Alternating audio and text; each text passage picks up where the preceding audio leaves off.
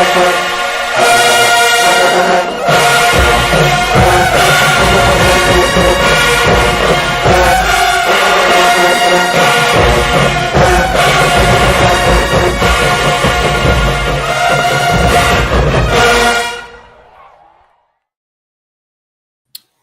evening, everyone. Thank you for tuning in to this impromptu live that I basically decided within the last 30 minutes, like, I really need to talk about this. This is really important for us to discuss because I think that us not participating in certain spaces does not give us a heads up. Hey, Doc.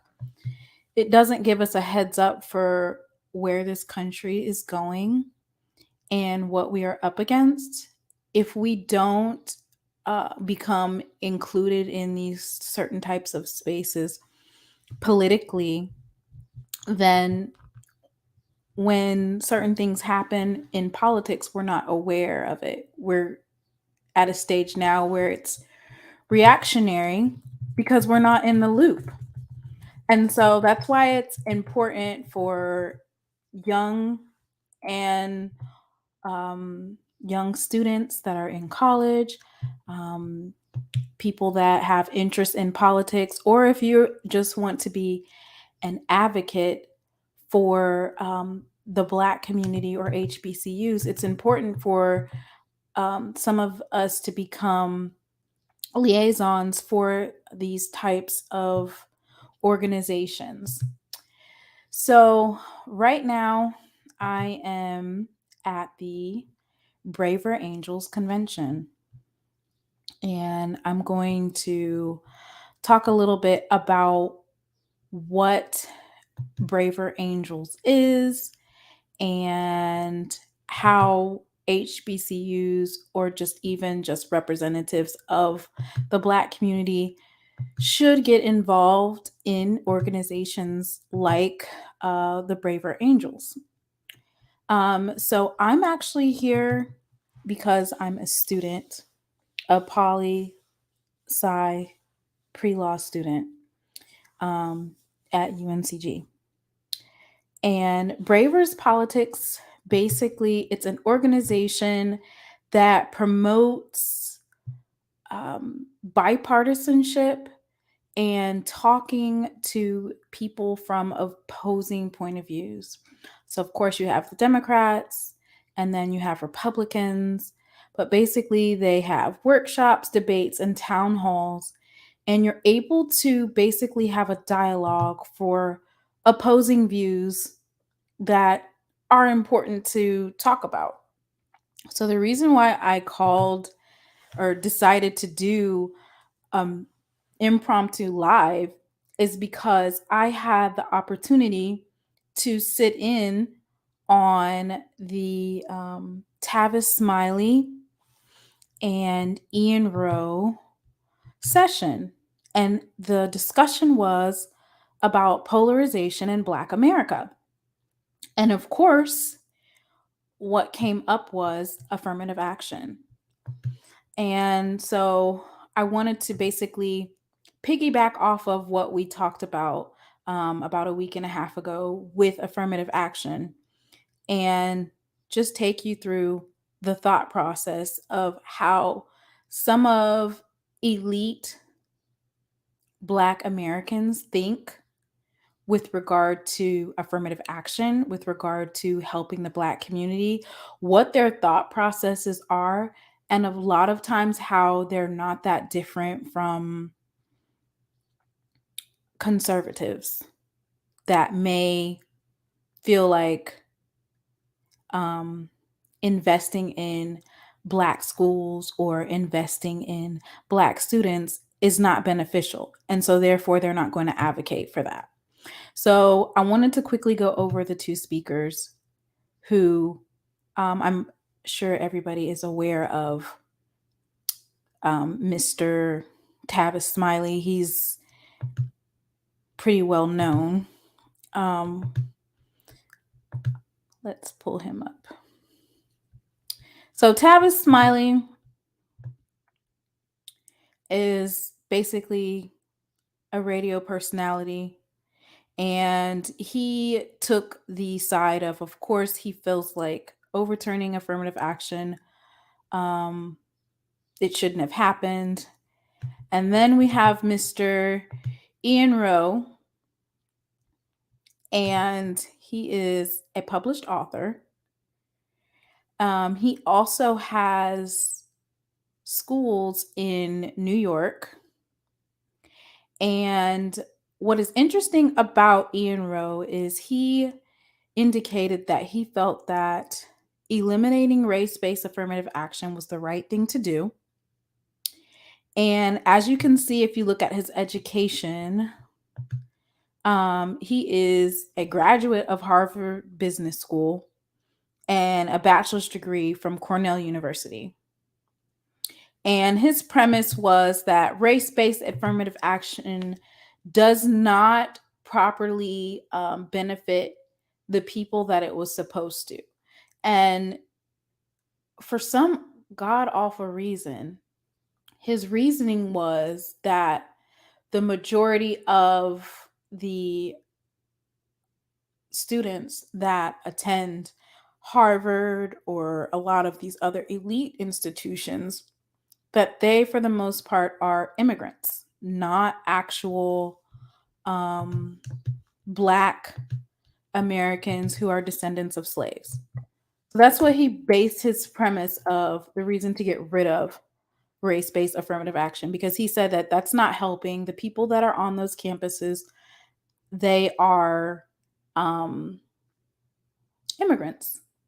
So it was interesting that they brought up these different Ivy League schools, which I think they did a study, and only about 5,000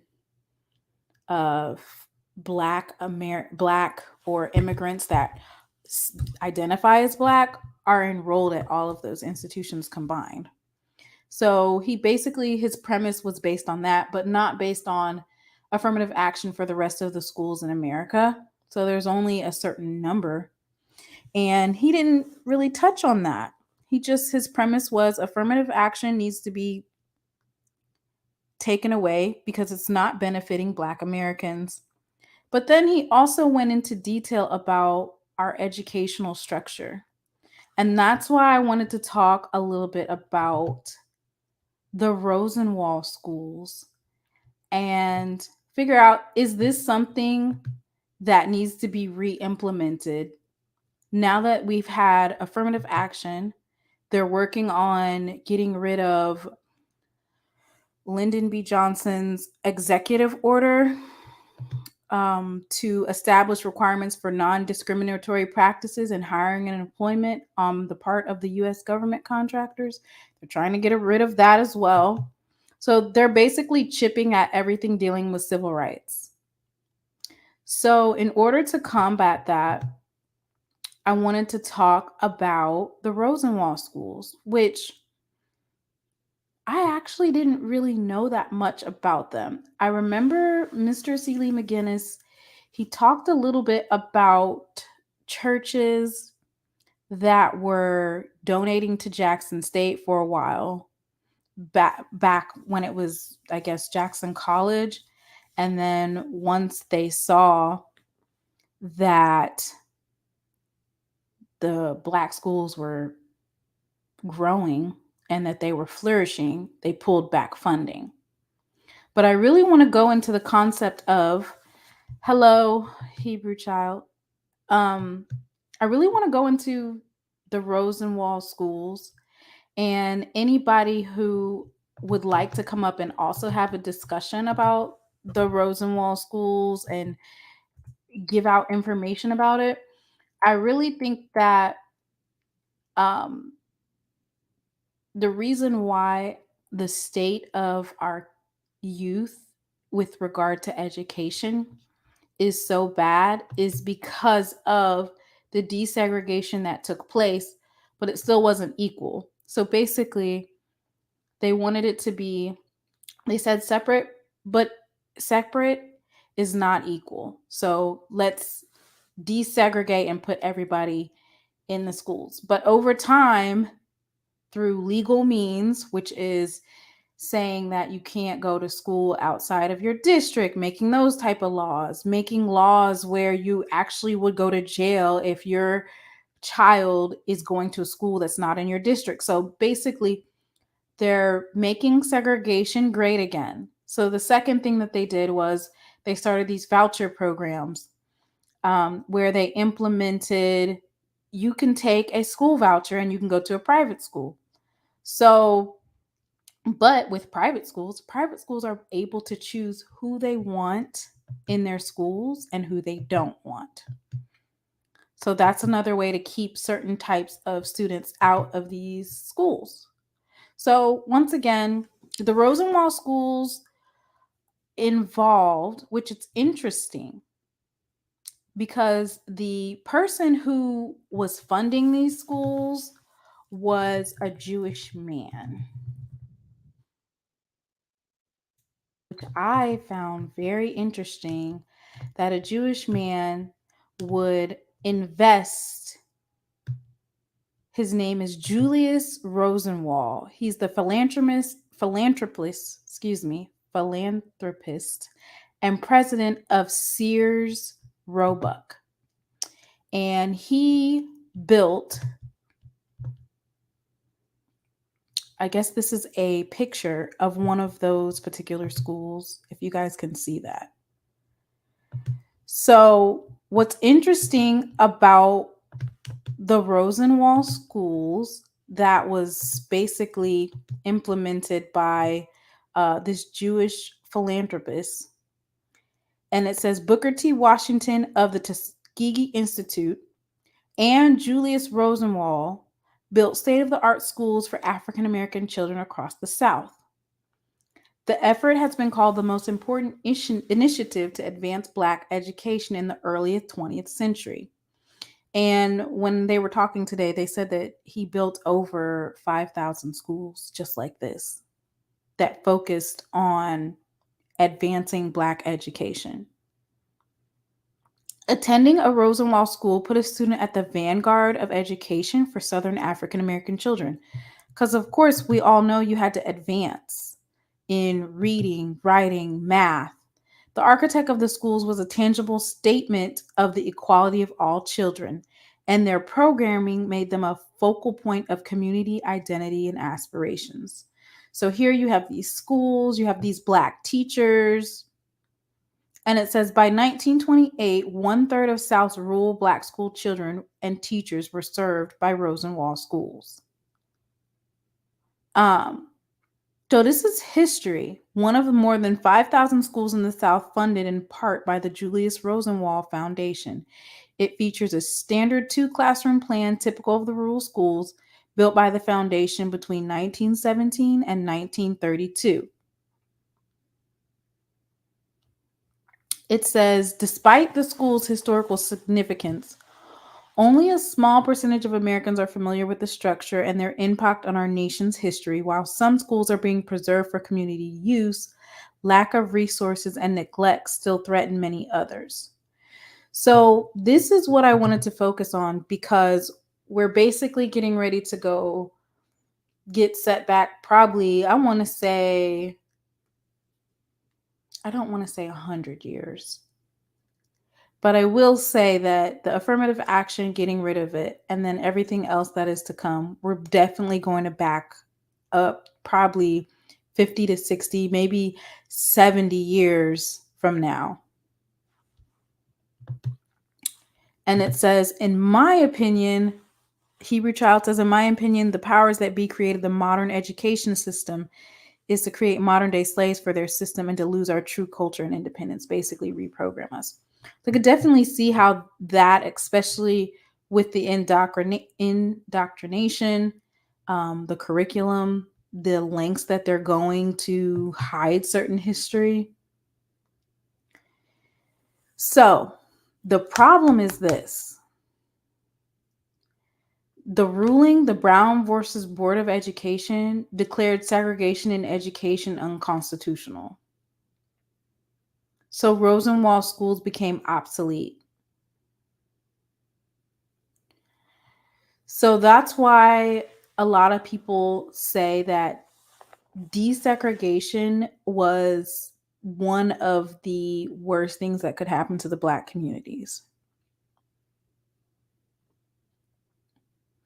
So there was over 5,357 schools, shops, and teacher homes constructed, and only 10 to 12% are estimated to survive today. The National Trust is providing technical assistance, grants, workshops, and conferences to help save these icons of progressive architecture for community use. So I definitely would like to see a Rosenwald school. That's crazy that this particular education system was there for African Americans.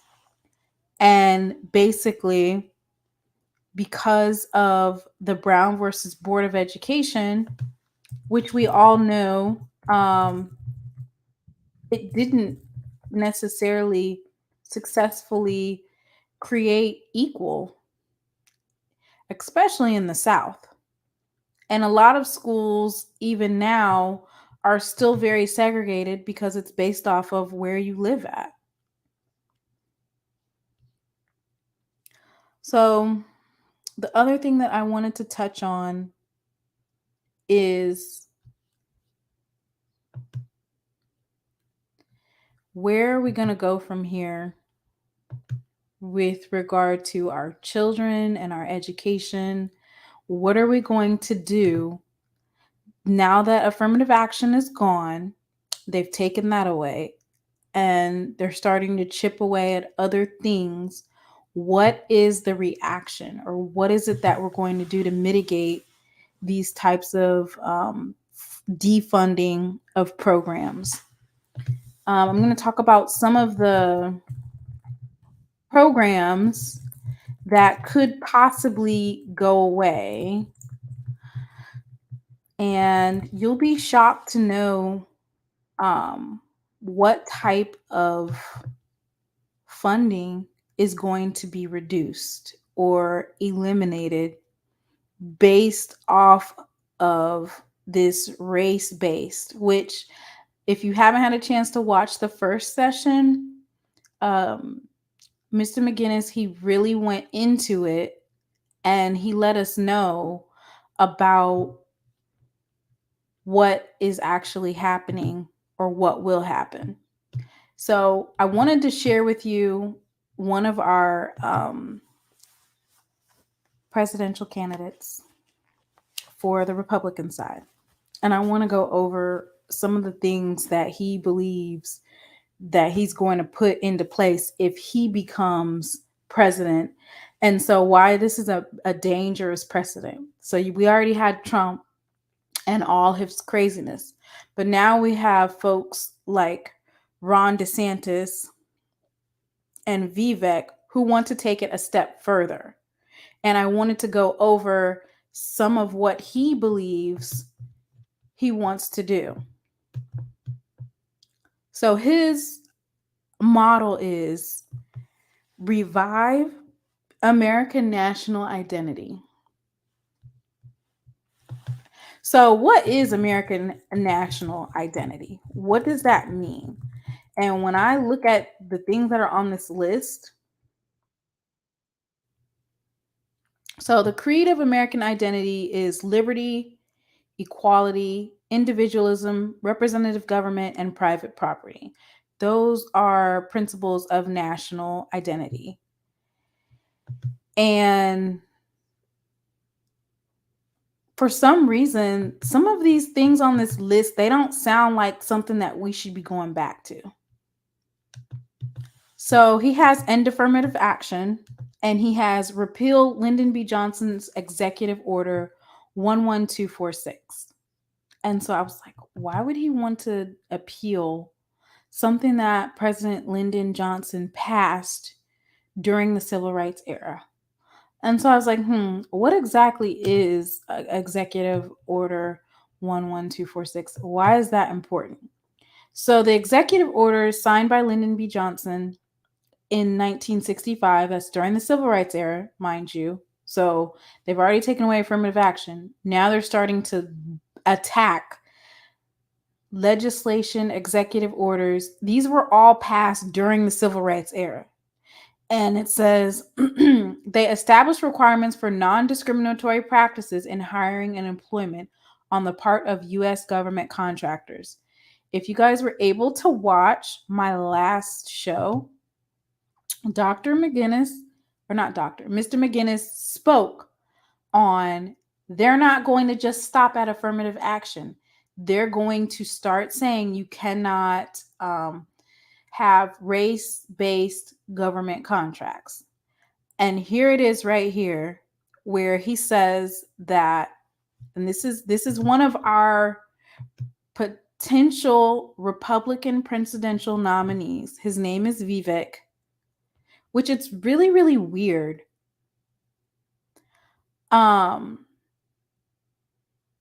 It's weird that this man who is of Indian descent has such a disdain for Black Americans.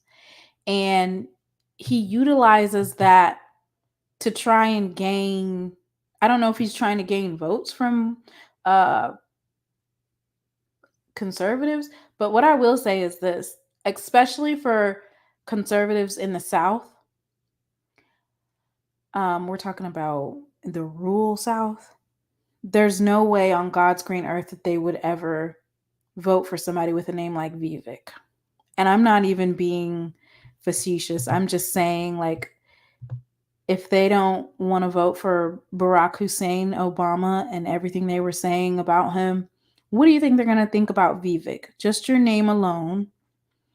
Not to play dirty politics, but if I'm a Democrat, or if I'm the Democrat National Party and I'm responsible for running ads, I'm sorry, I'm going to have to use some of that implicit bias that these rural whites have, because getting him being nominated versus a Trump, it's different, because Vivek and Ron DeSantis, they actually know the ramifications for some of the stuff they're doing. With Trump, it's more like, what can I do to get votes? What can I do to win? He doesn't really know the ramifications for doing some of the things he did. Like, for instance, he passed or he did an executive order for the tariffs in China. And basically, China was like, okay, you can do a tariff. We're just going to raise our prices. So now the people from America, or the businesses that import from China, they just have to pay higher amount. So in turn, what do the businesses do in America? They raise the prices to Americans. So that means that the tariffs ended up falling on Americans and the American companies, not China. So once again, that's an example of Trump doing something and not necessarily knowing what the ramifications are.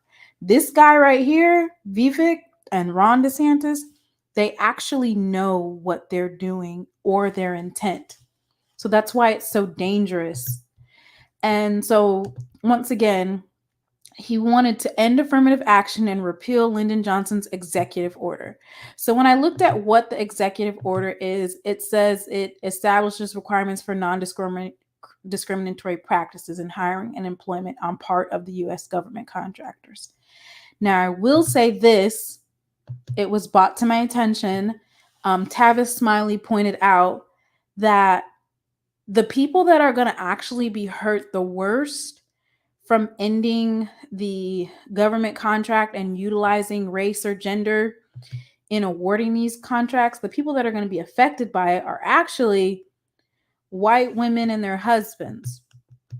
And the reason why this is because what husbands do is they register a business in their wife's name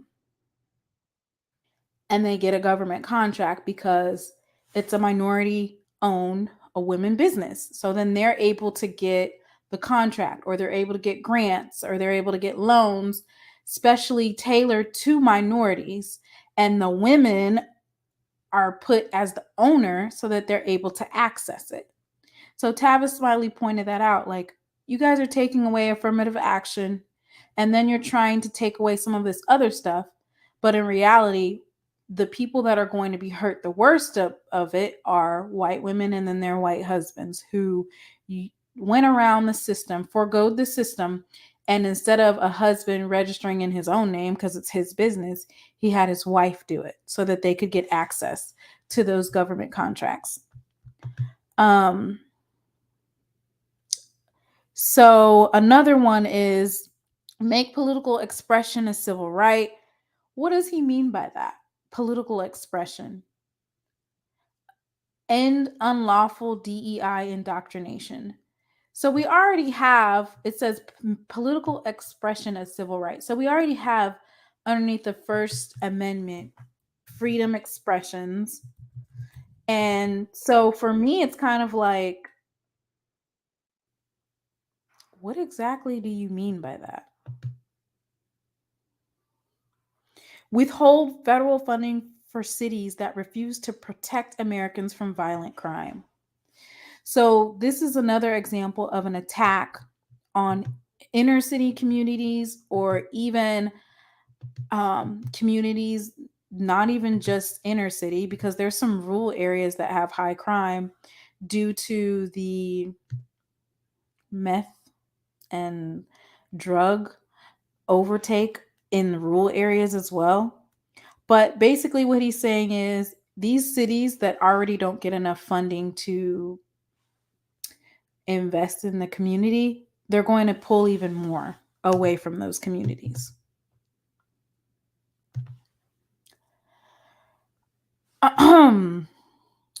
Unleash the American economy, achieve a greater than 5% GDP growth. So you'll see why they don't want kids going to school anymore. They don't want them to be smart. They don't want them to get quality education. Drill, frack, and burn coal. Like, what? Why would we go back to coal mining? What is going on? Put America's back to work. Dismantle Lyndon Johnson's failed Great Society. So once again, you see that he keeps on saying stuff about dismantle Lyndon Johnson. Now, Lyndon Johnson was responsible for a lot of domestic programs. So let's talk about this great society, and this is a possible president of the United States saying that he wants to get rid of it. He doesn't know, he no longer wants it to be a part of American society. So if he's saying dismantle, that must mean that he wants to undo. So what does that mean? He wants to undo the civil rights. The Civil Rights Bill, that the Civil Rights Act that banned discrimination based on race and gender in employment, and ending segregation in all public facilities. And he's saying, I want to undo that. He also signed the Omnibus Bill to attack poverty. The Jobs Corps was established. Head Start, Volunteer in Service to America, Elementary and Secondary Education Act, which provided more funding for American public schools. Voting Rights Act that banned literacy tests and other discriminatory methods of denying suffrage to African Americans. Medicare was created to offset the cost of health care for nation's elderly. Immigration Act ended discriminatory quotas based on ethnic origin. Omnibus Housing Act provided funds to construct low-income housing. So these are things that were done during President Lyndon B. Johnson's time that they call the Great Society. And you have a potential presidential nominee who's telling you, I want to dismantle that. I no longer want that to be a thing. So you want to put us back to Jim Crow.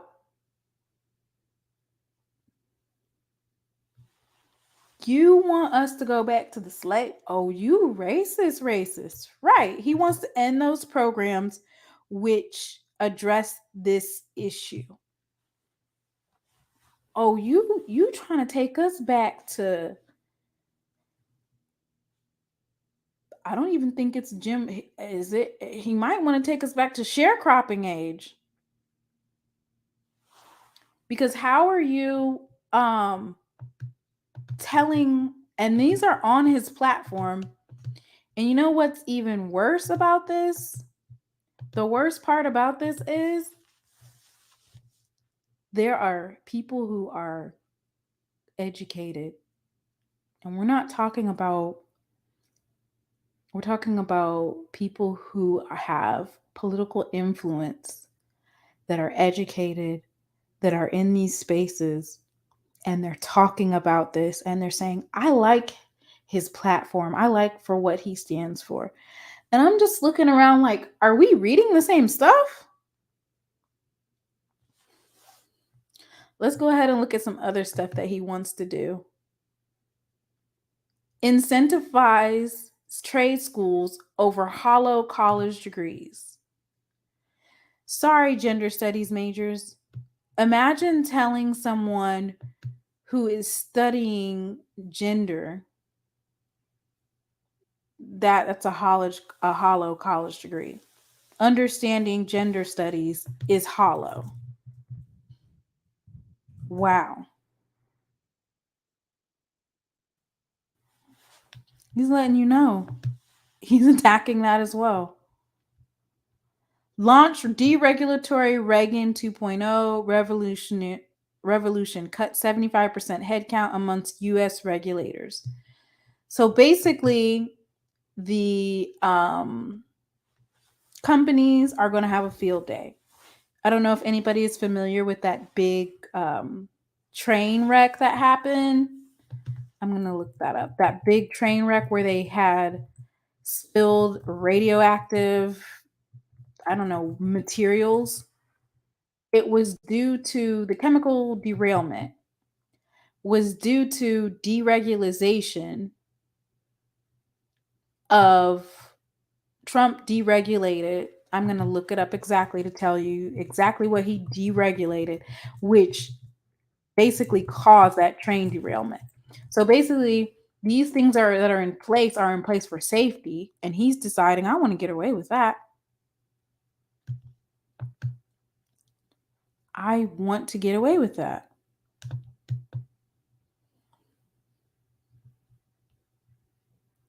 So I guess what happened is Obama had some train safety rule.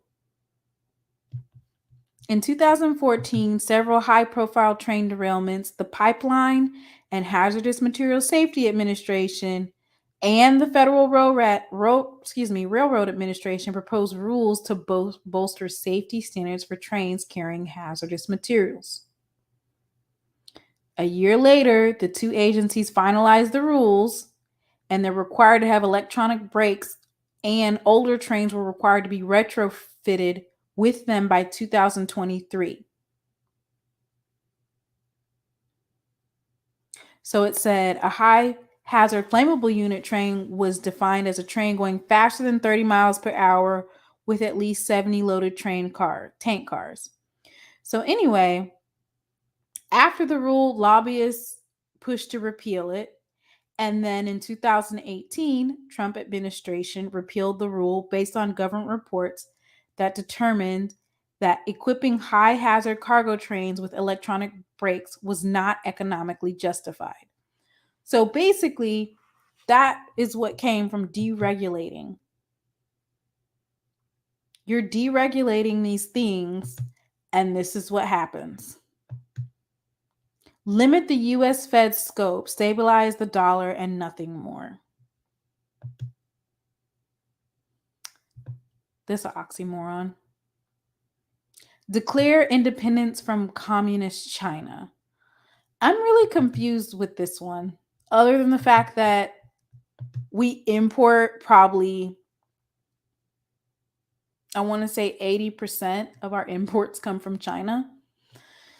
So when you say declare independence, when were we? Are you indicating that we're dependent on China? And what is your reasoning for doing this? Like, are you doing this just for cool points?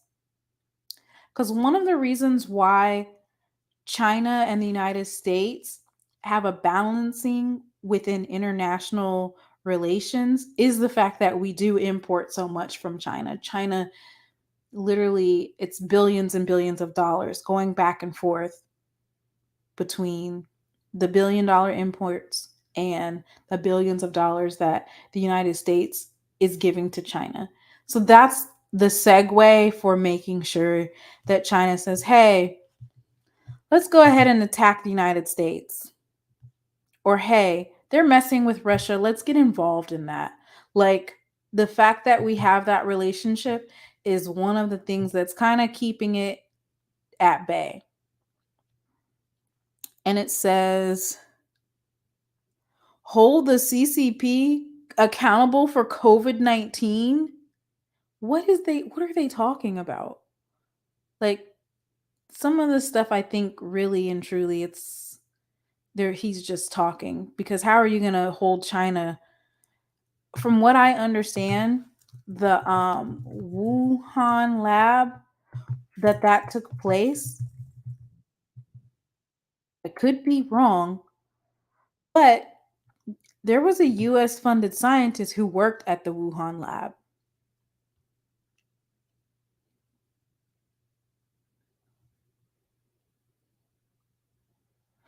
So, who was really over there?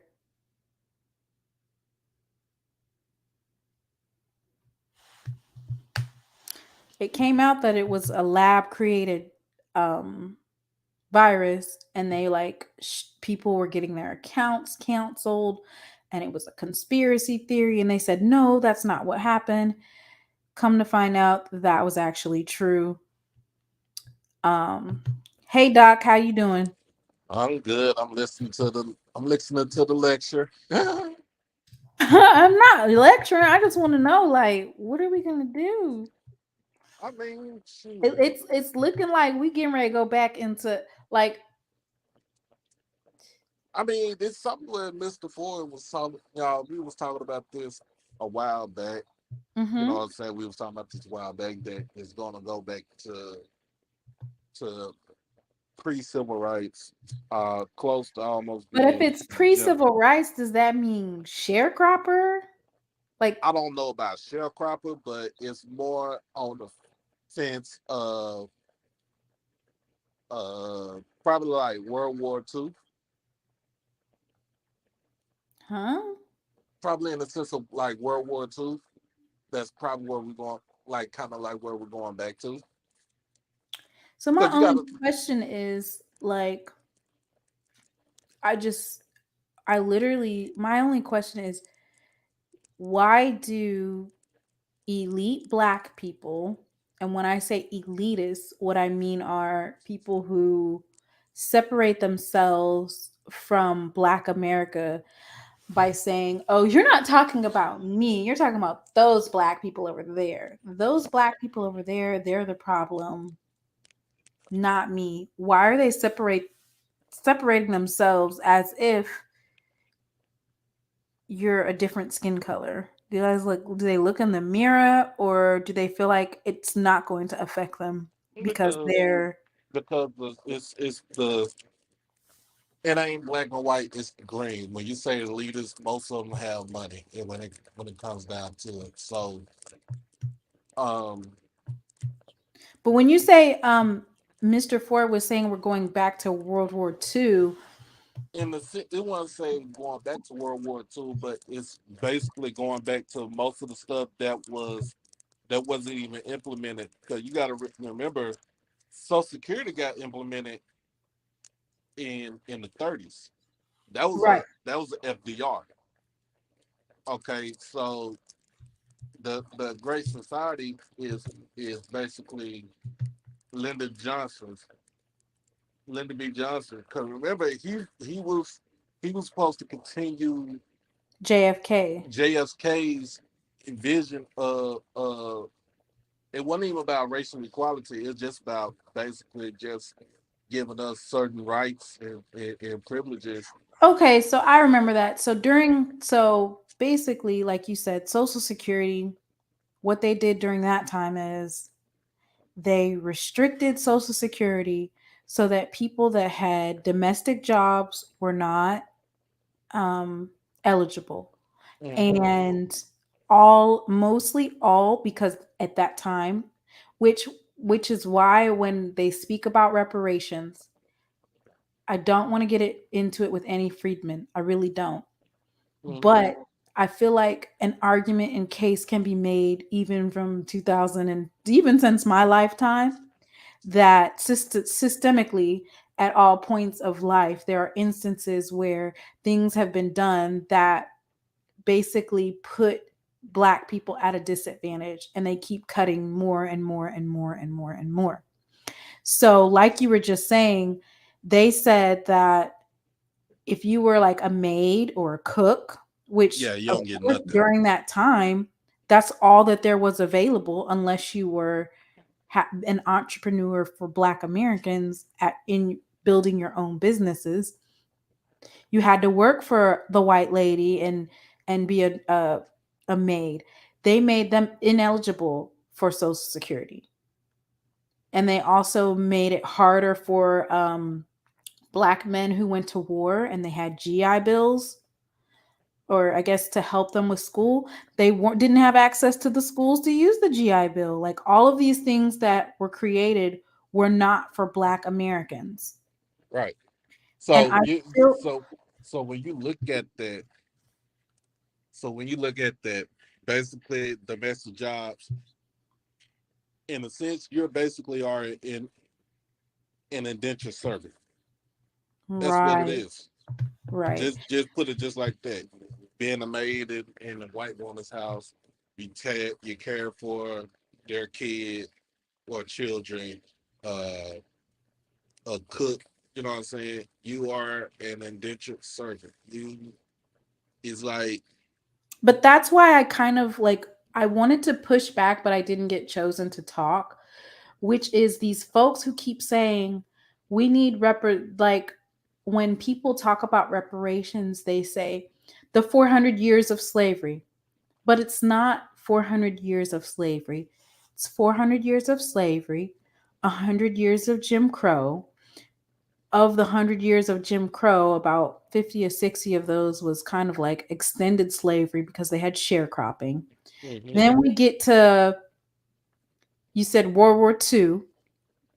That's Mm-hmm. another point of area where you need reparations because generational wealth was not being able to be built because you weren't giving them access to the GI Bill or Social Security. But And also let but also let's look at this though. Yeah, you're a poli sci major. I'm a history major. right, You go hand. You know, both of our majors go hand in hand. World War II was basically um, you went in a sense we had no type of rights. We still right, didn't have no rights. right, We no liberties. But you want us to come fight for you for your country. Now right, let's get this. Let's get another thing going too. After we after pretty much the Allied nations pretty much demolished Germany, Germany, Russia, Italy, Japan. They came up with the Marshall Plan. Basically, we gave them money because we messed up they city, they town, they country. We gotta pay. We paid them to rebuild their, you know what I'm saying, to rebuild their infrastructure. While while over here on the mainland, in American mainland, you still have problems with segregation. You still have problems with racism. You still treated a race as second class citizens. You, in fact, you just didn't treat one race as second class citizens. You treated a couple of races as second class citizens. You Right. know, you not only you got the African American uh this the discrimination. You also had discrimination with the Japanese. You had internment camps in California. Um, Also, Italy, you discriminated against Italians, uh, Hmm. German Americans, who people who moved from Germany back before the war even started. You basically, you know, discriminated. So So I have another question because came about that they were talking about all these different groups that were, I guess, discriminated against, but they also talked about is the fact that some of these received reparations.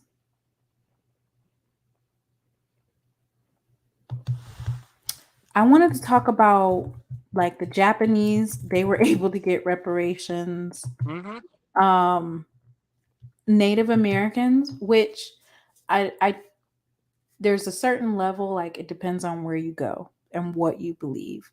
So I believe that a lot of us that were here, whether or not you were a descendant of a slave, because they did, Native Americans had to make a choice. So some Native Americans were elevated and others were enslaved.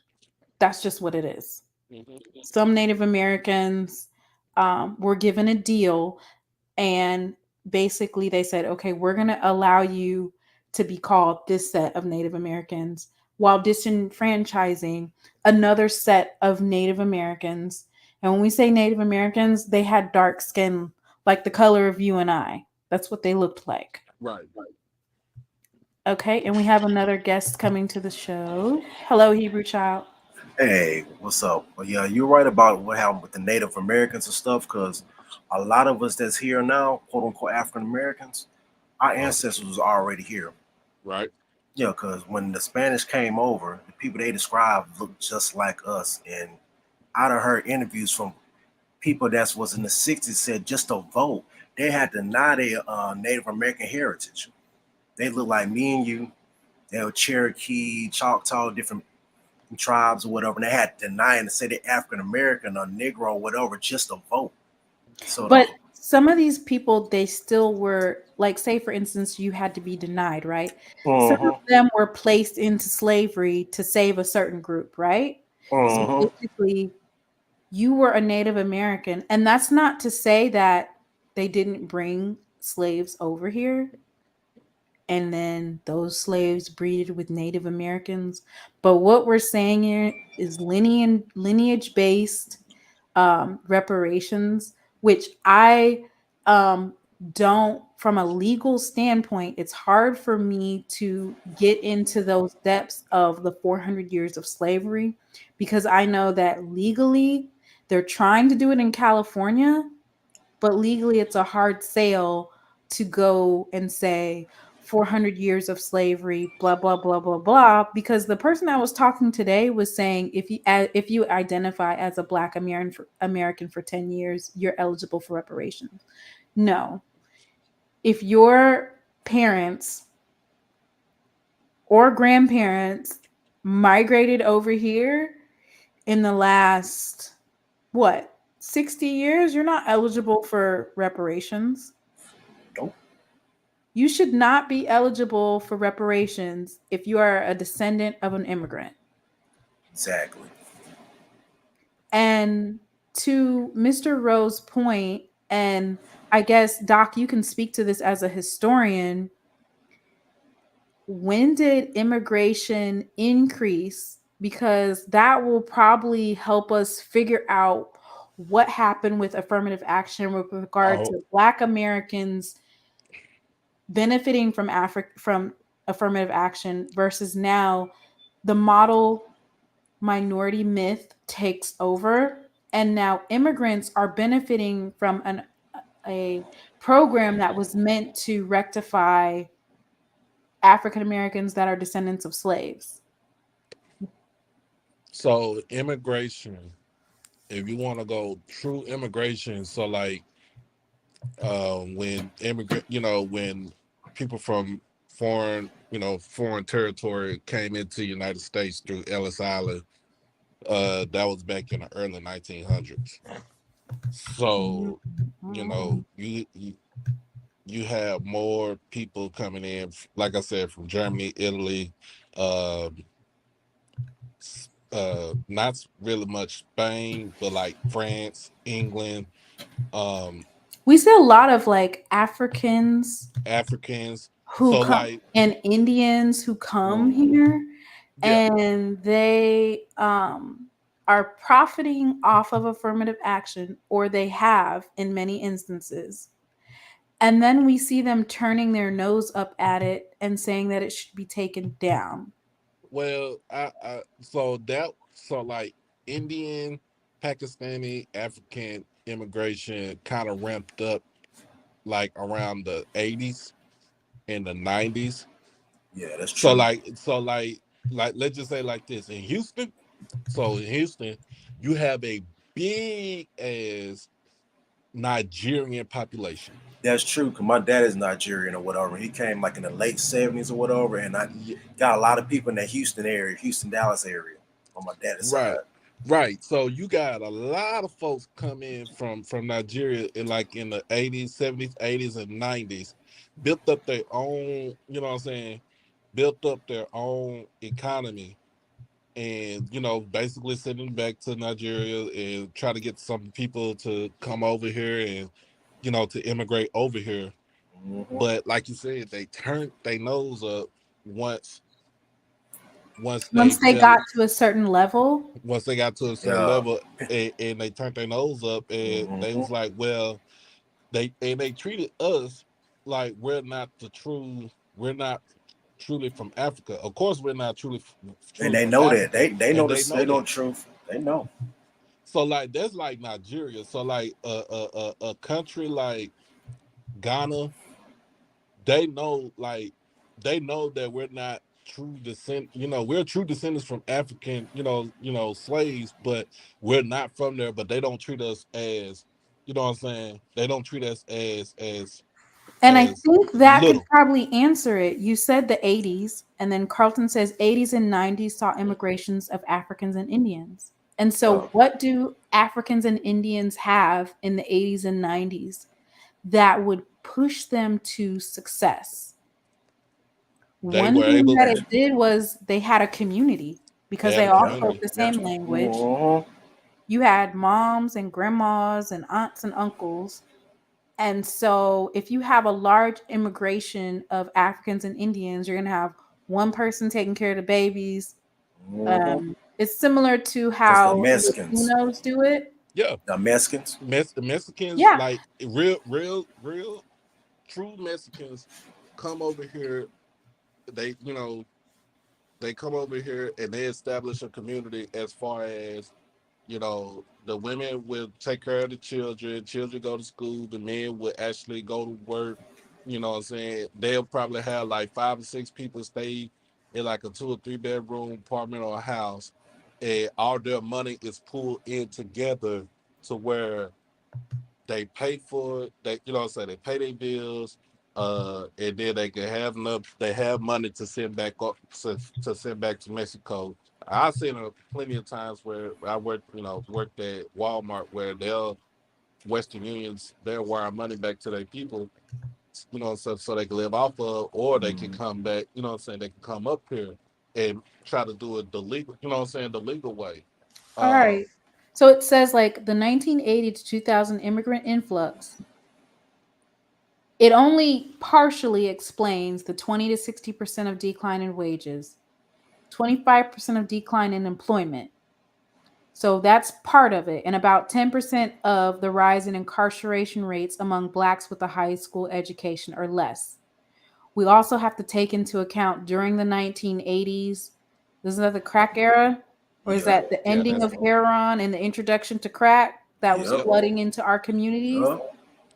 So it's when I say reparations, I say that I could tackle just in the last, since my grandma's been alive, just in the 90 years that she's been alive, I can tackle at each 10 years something that the government has contributed to or companies, big companies have done. So the 1980 to 2000, you had immigrant influx. So now you have them taking over these jobs, getting paid pennies on the dollar. They're going to work hard because they're here for on the American dream. Hmm. So of course they're going to take less. Yeah. So just think about this too, because remember, our descendants that was brought over here on the slave ships, we were the ones that picked cotton, that picked tobacco, that chopped down sugar, you know what I'm saying, sugar cane and stuff like that. Now you get to the point where now you get to a time where now it's not African American, it's not African Americans that's doing those jobs right there. It's more Hispanic, it's more Mexican, Mm-hmm. Yeah. it's more, you know what I'm saying, Latino people that's doing the jobs. Like if you go to California, you know what I'm saying, they're going to be the ones that's going to be out there picking the fruit. In Florida, they're going to be the ones out there picking, going to the orange groves and picking the oranges and stuff like that. We're not going to go back to that No, because no. we are conditioned. I think we are conditioned, and it was being taught down to us that, like, look, we're not going back in the field. We'd rather be in the office space, or we'd rather be inside the building and do jobs like that. But we're not going to go back out there to pick, you know what I'm saying, pick cotton. You know, you go to Mississippi, and I know tomorrow you go to you go to the Delta, you see a lot of cotton fields. So guess who's gonna go Mhm. out there? Guess what's gonna happen? You don't have you don't have sharecropping or anything like that. Now it's gonna be somebody that owns a company that goes in and hire people to run the machines at the cotton mills and stuff like that. Run the machines to pick the cotton, and bale it and everything like that, and they'll get paid a deep. I ain't gonna say a decent. They'll get paid a good amount of money just. And once the season's over with, they go And back to where they was go. what happened in Detroit? Because there was a time where like the Ford, is it Ford company out Yeah, there? Ford. Like these are things that my great aunt and great uncles, and so anybody that's like they're now about in their 70s now, but during that time frame they were being hired at these types of companies GM, where they Ford, have the Buick, pensions Yeah. All and them they were GM. building. yeah, all the cars that we got now. I mean, that we had back in the '80s, '70s, and the '90s and stuff like that.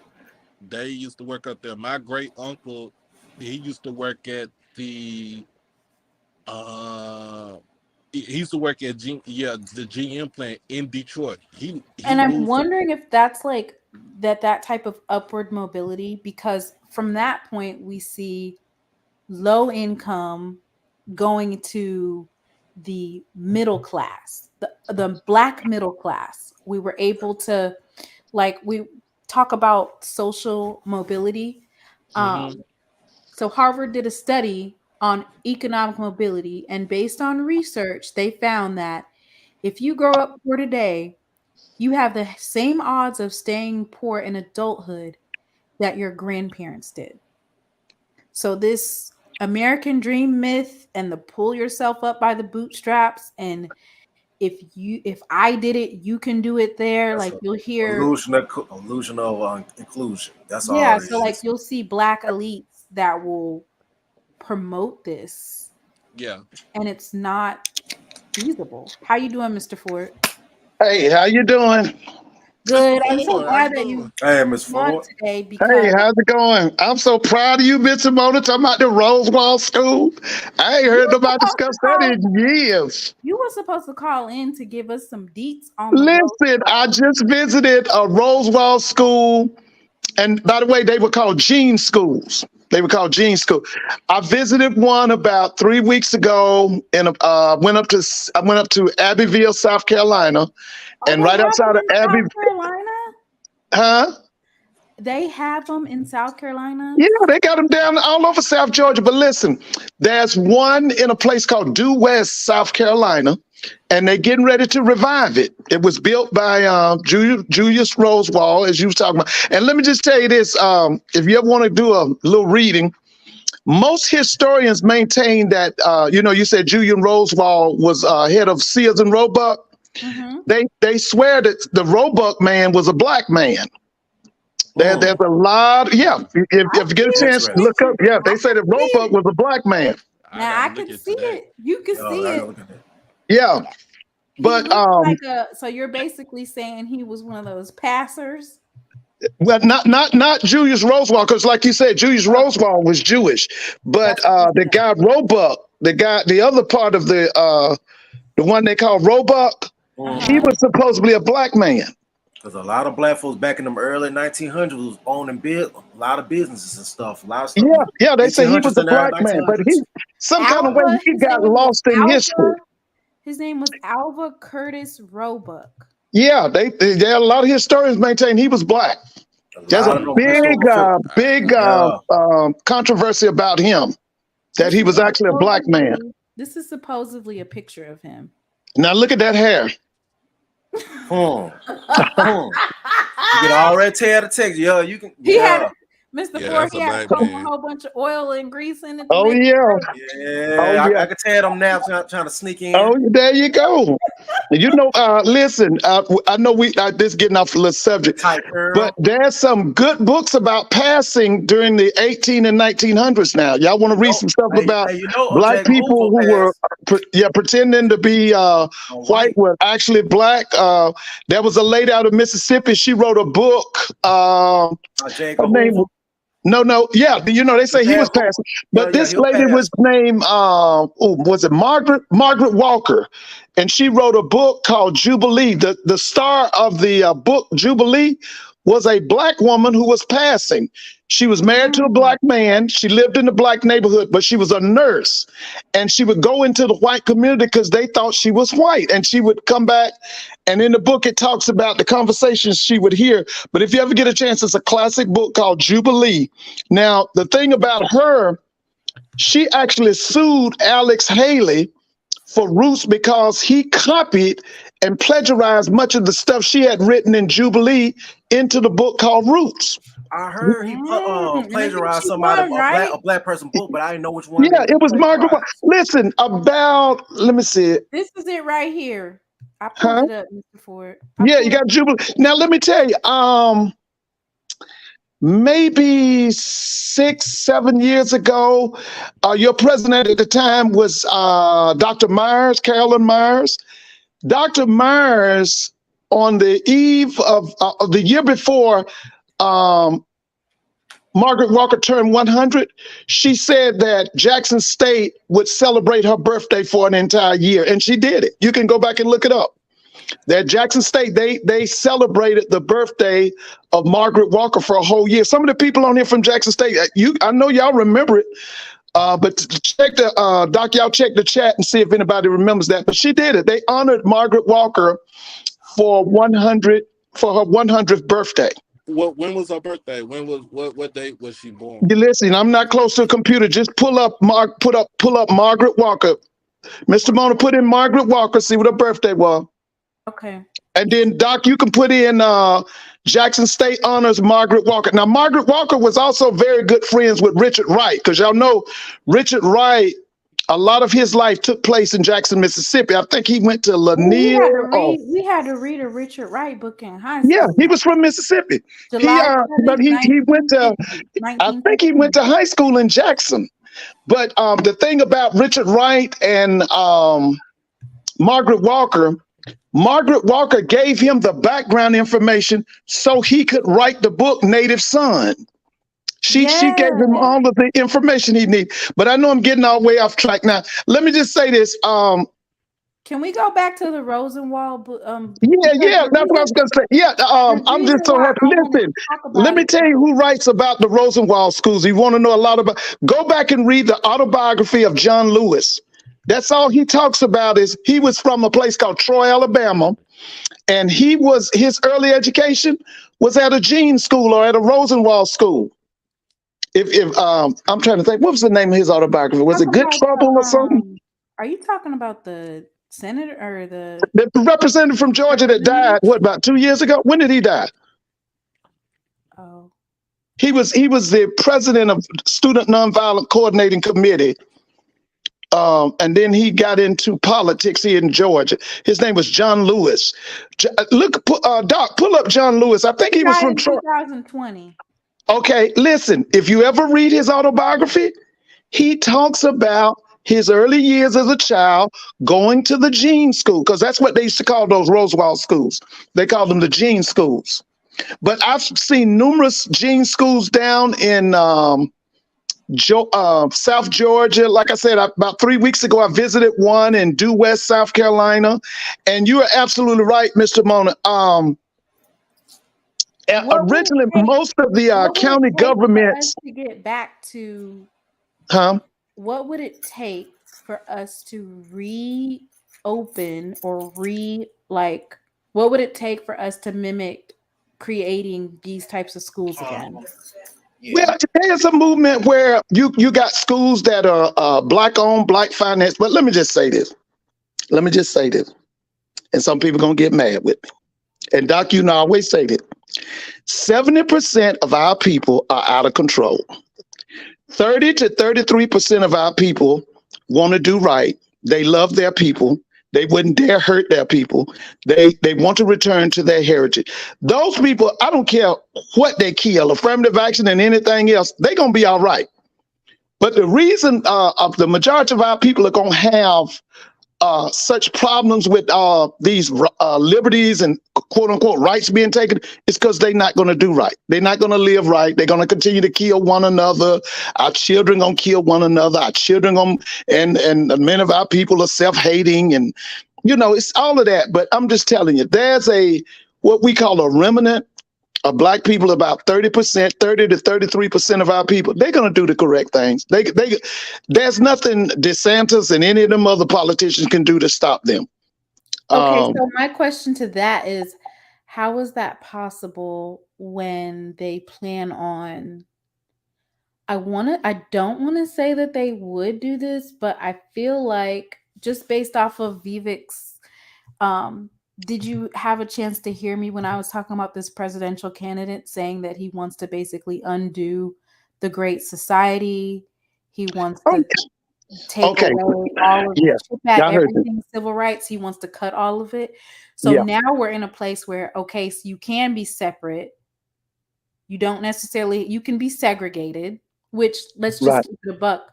All of our schools are segregated for the most part anyway, because it's based off of where you live. So they've done that. Then they've went a step further with the private vouchers. So now private schools are able to get government funding, but they're also able to discriminate, and based on that, who they are allowed to come into their school, they're able to choose. Now, like in North Carolina, we have a choice voucher program. And my son is a recipient. He basically gets a scholarship to go to a private school. But now they're getting ready to pass a law that says anybody can have access to these private school vouchers. So now it's not about if you have low income, or if you meet the income guidelines. Now anybody can get them. So what does that mean? That means that now you're not going to have the ability to weed out who is saving the spots. They're just going to give it to the people who are already rich. So that X out all of the minority students. So I just wanted to know if creating these types of spaces, because the public funding is atrocious. So why is Black America so reactive with certain things? Because you already have white America that's already benefiting off of this and are years ahead of us, light years ahead of us on this, and we're not benefiting from it. Well, I think one of y'all have already touched on that. Now you got to understand that. Are y'all familiar with Stokely Carmichael? Is anybody Yes. familiar with him? Yes. Okay. I'm familiar with him. Go back and read Stokely. Stokely told you we are not citizens. We are colonial subjects. We don't have rights. We have liberties. Okay. And you When have you to say understand. we, you mean Black Americans or just everybody? Well, not just Black Americans, Latinos. I think I heard y'all talking a little bit about Native Americans, and there's a heavy relationship. Now, if you ever visit Hampton University, and look at the pictures, Hampton goes down in history as the first college or university to give a Native American a college degree. But here's the thing I want you to understand. When you see the pictures of the Native Americans, you know who they look like? Y'all ever heard of Scottie Pippen? Y'all know how Scottie Pippen looks? That's how they look. They had the high cheekbones, they had the hair. But if you ever, and I think one of you pointed it out, after the Trail of Tears, the only way that a so-called Native American could remain on the east side of the Mississippi, he had to declare himself a Negro. So you have to understand there's always been a connection between the so-called Negro and the Native Americans. Now, if we want to take it back to ancient history, they've already told you over and over that the people who lived in the biblical Israel, we today call them Latinos, we call them Puerto Ricans, we call them American blacks, we call them that's in the Bible dictionary. That's in the Bible dictionary. One group was from the tribe of Naphtali. You know what you call them? You call them Mexicans. Yeah. So you have to understand, we've always been connected. The so-called Black man has always been connected to what you call the Native American and the Latino. Yeah, because all that they just don't tell you that. Israel, that's what I'm saying. In the continent. Yeah, see, they are all a part of the 12 tribes. But what I want you to understand is one of the things they've always done to us in the school system is that they would stop at slavery and say, that's your history. But you have to understand, we have millions and millions of years of history. Okay. Right. And a lot of people don't understand it. But I get carried away, Mr. Martin. Now you had another question. What was it? What were you saying? But let me just say this before I give up the floor. America right now got some problems they can't solve. America got domestic problems they can't solve. And let me just tell you right now. See, and Doc, I done told me and you done talked about this. See, the skirmish in America right now is the MAGA crowd. They say they want to preserve America like it used to be in the 50s and the 40s. They hate, or they are going against what we call Wall Street. Wall Street is the home of the 500 or so richest corporations in the world. So there's a war, or there's a skirmish right now between the MAGA crowd and Wall Street. Now, Doc, me and you done talked about that. We already said who's gonna win that? Wall Street. Wall Street gonna win it every day. We already know that. But the other thing that internationally that I want y'all to always understand this. Right now, America is the richest nation in the world. The second richest nation in the world is China. China has said over and over, they don't respect America because America ain't even 300 years old. The other thing China says is that 5,000 years ago, they ruled the world. And they say that it's time for them to rule again. So what are they saying? They want to provoke a war between the United States and China. They feel that's froggy. Back in the day, we say if you want to fight somebody, say you froggy. Well, they feeling froggy. They want to try America. And I'm going to be honest with y'all guys, I think they're going to get what they want. I really do. Yeah. But listen, listen. Thank you, Mr. Mo. I dominate, but I'm gonna be quiet and let you talk. You think that they're going to get what they want with regard to setting us war back with America? Oh yeah. They want that. See, let me just say this. Here it is right here. Here it is. It's Russia. It's China. It's Saudi Arabia. It's Brazil. France. Germany is sneaking and doing it, but they involved. What they want to do is they want to replace the American dollar as the world currency. If they do that, and Doc, we done talked about this. If they Yeah, are crash. able to replace the American dollar as the world currency, that's going to throw America into economic chaos and confusion. And then it's going to bring on a war. Do you understand what I'm saying? A civil war? No, this is going to be a world. This is going to be a world conflict because, see, here's the thing right now. See, these are the countries right now that have basically made it plain that they want to fight America. That's Iran, Russia, China, North Korea. Now, don't be surprised if that thing starts over there in that Pacific Rim. And So when I say that thing, I was thinking that the reason why we were able to temporarily hold China in check is because we import billions and billions and billions of dollars from them. So our relationship that's tied with China is more than just we're importing. It's kind of like a fail-safe for us. well, no. Here's the problem. Here's the problem. I want you, if you can, put in the amount of money that the United States owes China. And always keep this in mind. America can't pay that debt. And you know how it is in the world. 980 China Can't pay it owns back. $981 billion in US debt. Yeah, that's what I'm saying. And see, America can't pay it. America cannot pay it. They can't pay it. So the president, which let's just say the Make American Great Again, they don't know nothing about that. They don't know that. He's like promoting get independent from communist China. Well, let me say this about and let me say this. Now, if you ever get a chance to talk to people in Tallahassee who know Ron DeSantis is a liar and a deceiver. He pretends to be a leader of poor and working class white people. That is the biggest lie. Ron DeSantis is in the back pocket of corporate America. Okay, he's trying to trick them into giving them his vote. But let me tell you something about Ron DeSantis. Let me tell you something about Donald Trump. Both of them hate poor and working class white people. They just don't know it. And what they do, they feed them racism and tell them what they're going to do to blacks, what they're going to do to Native Americans, what they're going to do to Latinos. And that's the red meat they want. But actually, they don't even like their own people. See, Ron DeSantis, listen, Ron DeSantis is going to do the same thing Trump has done. When Trump was in office, Doc, you and I talked about this the other night. Right. 3 things about Trump. He lied on everything, okay?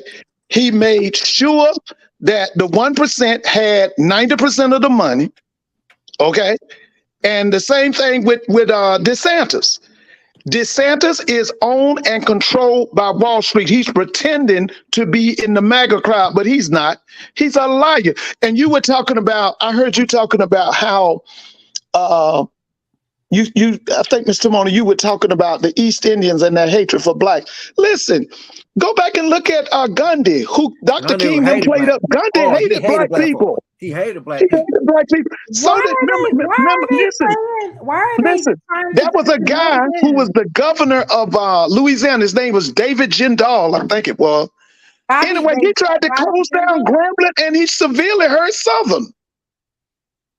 What was his name? David Jindal or David Jindal? Bobby Jindal. Bobby Jindal. That's him. He was East Indian. He wanted to show the white people because he's a Rhodes Scholar. His aspirations was to run for president. And so he had to try to show white America how much he hated black people too, how much he hated Latinos, how much he hated Native Americans. And so he came up with some awful things. And like I said, he basically what he attempted to do was close Grambling down. Yeah, and he really hurt Southern. Yeah, because they see us as a losing team. They're okay, the white people is the winning team, the blacks are the losing team. So we low hanging fruit. So we're gonna use them to get favor with white folks. Like I said, my folks Nigerian, so I seen some of them do the same thing. Oh yeah, listen, go to California. If you ever get a chance, go out to California and talk to black people about their relationship with the Chinese and the Koreans. And then you'll see that they ain't no fan of ours either. Matter of fact, a lot of people don't forgot this, but when that race riot started in California in 1992, remember, one of the things that happened was this Korean lady shot this black 12 or 13-year-old black girl in the back of the head because she claimed that girl was stealing. Y'all, I don't know if y'all remember that, but that was one of the things that led to that riot out there. Yeah. So for me, it's just the things that I see. So, Mr. Ford, I'm at what we call a Braver Angels, and it's a bipartisan organization that focuses on engaging in political conversations with people from opposing views. So I had the opportunity to see with my own eyes, and it's great for us to be able to be in these spaces. But I will say this, for the most part, the Black people that I see in these spaces, number one, they're Republican. Right. And number two, they are elitist in some of their thinking. So when I say that, what I mean is it's kind of like they separate themselves from Black America. Well, Mr. Mona, all you got to do is read Malcolm X. He wrote a piece and then gave a speech on the field Negro and the house Negro. And that'll solve all your thoughts on what's the difference between the so-called Black elite and everyday or working class and middle class Black folk. If you get a chance, just read that. Malcolm made a speech called The Field Negro and the House Negro. And let me tell you something, you will think he made it last week. There's a lot of folks with some house views up in here. That's what I'm trying to tell you, baby. And they've always had their organization. Listen, they used to call the NAACP the National Association for the Advancement of Certain People, because when Garvey went and visited them, everybody was Black, but they look white. Ooh. Okay, y'all. Some people don't forgot this, but when the NAACP was started, their two biggest enemies was first Booker T. Washington and second Marcus Garvey. Yes, it was. So that's just my point of view and my preference. Of course, all of our political conversations, they're very civil, and the debates that we're having, but it's the inherent bias or the reaffirmation of white supremacy or white supremacy ideals through some of the people that are speaking. Like today we had Tavis Smiley and Ian Rowe speak, and Ian Rowe has a school in New York. Right. Are you familiar with him? Give me the name again. Ian Rowe. I'm gonna have to look him up. Now, the person, listen. I just wanted to kind of get how you felt. I'm gonna basically preface what he said. Okay. Mr. Rowe. And the reason why I want to preface it is because I'm kind of confused. So he is responsible. He has some schools, like almost like charter schools in New York. Right.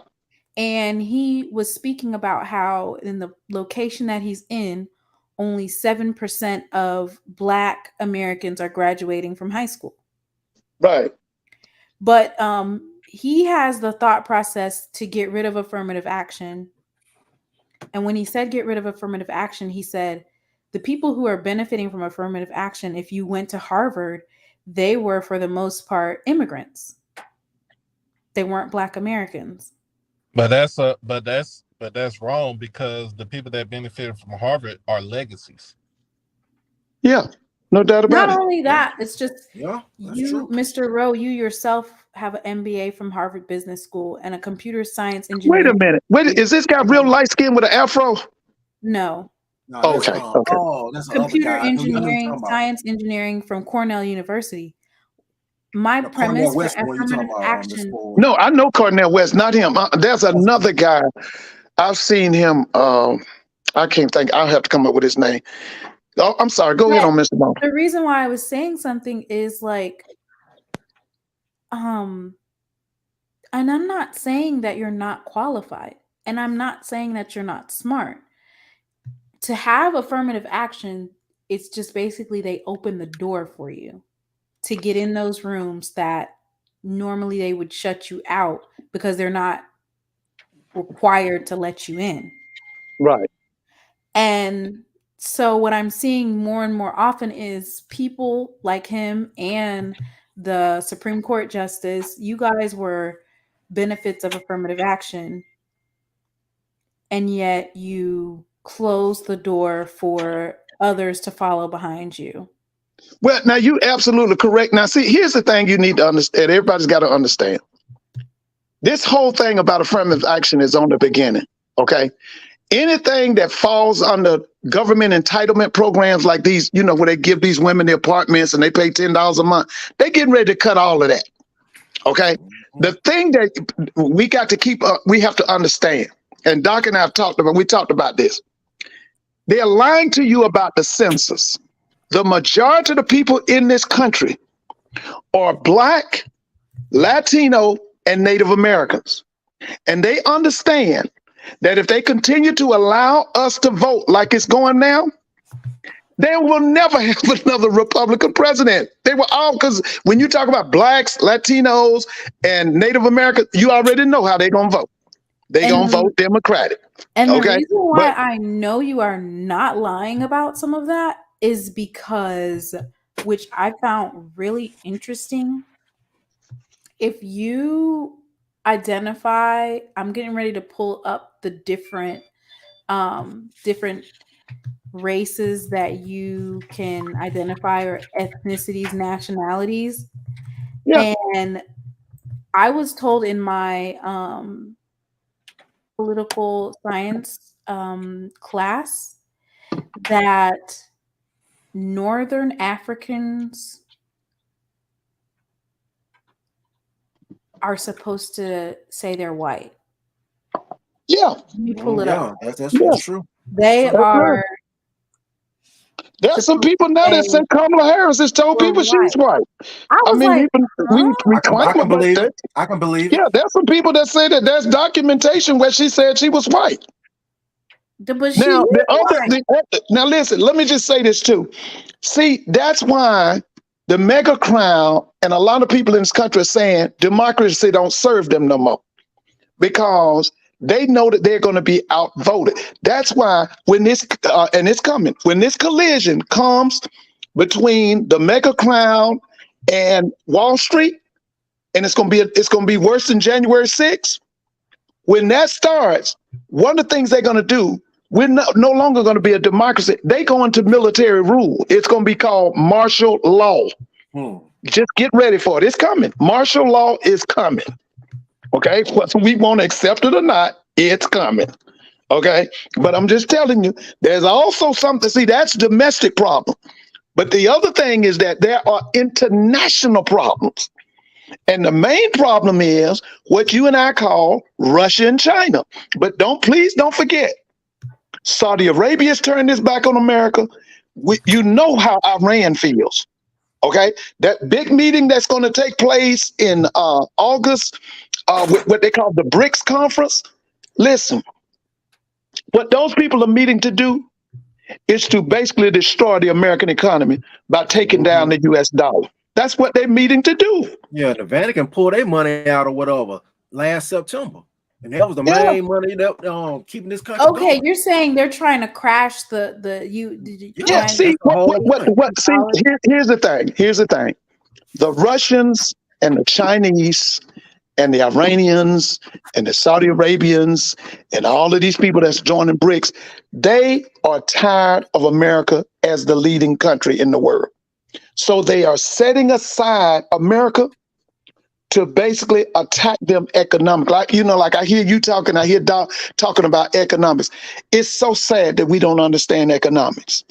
But they want to devour America economically.